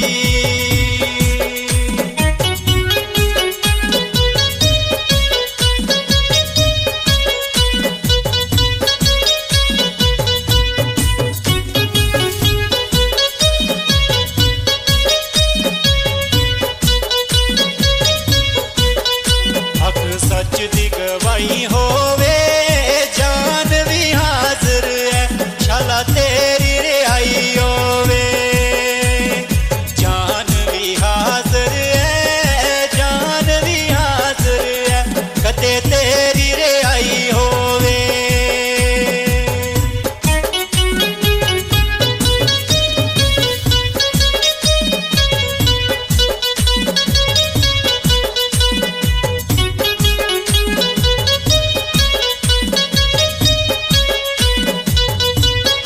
ओ तेरा शहर आबादो सी अल्लाह सोना रहम कर सी राजमंद की आजादो सी अल्लाह सोना रहम कर सी अल्लाह सोना रहम कर सी राजमंद की आजादो सी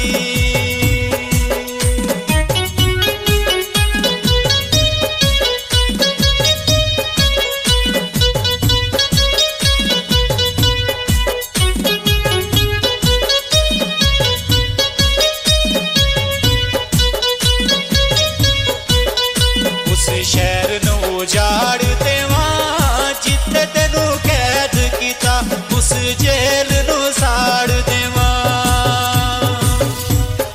जिथे तेनू कैद कीता जिथे तेनू कैद कीता उस जेल नू साड़ देवां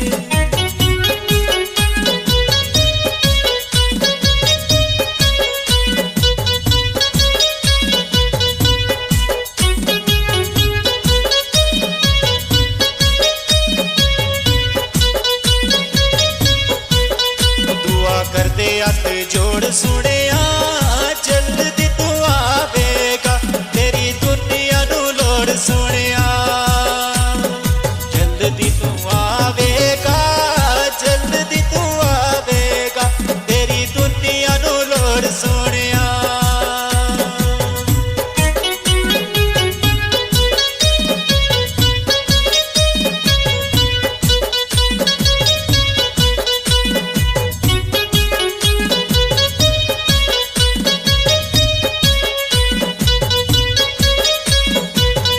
सारी दुनिया वे रोंदी है मेरा राज तेरा सुन के वे तकलीफ दिल नू होंदी है मैं राज तेरा सुन के वे मैं राज तेरा सुन के वे तकलीफ दिल नू होंदी है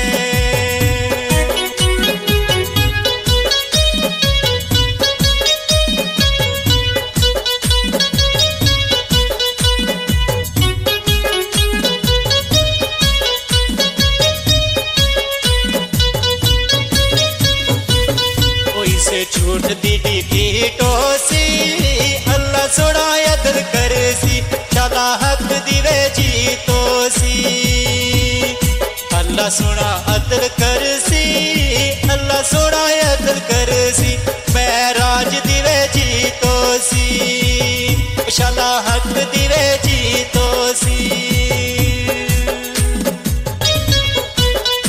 उस शहर नू उजाड़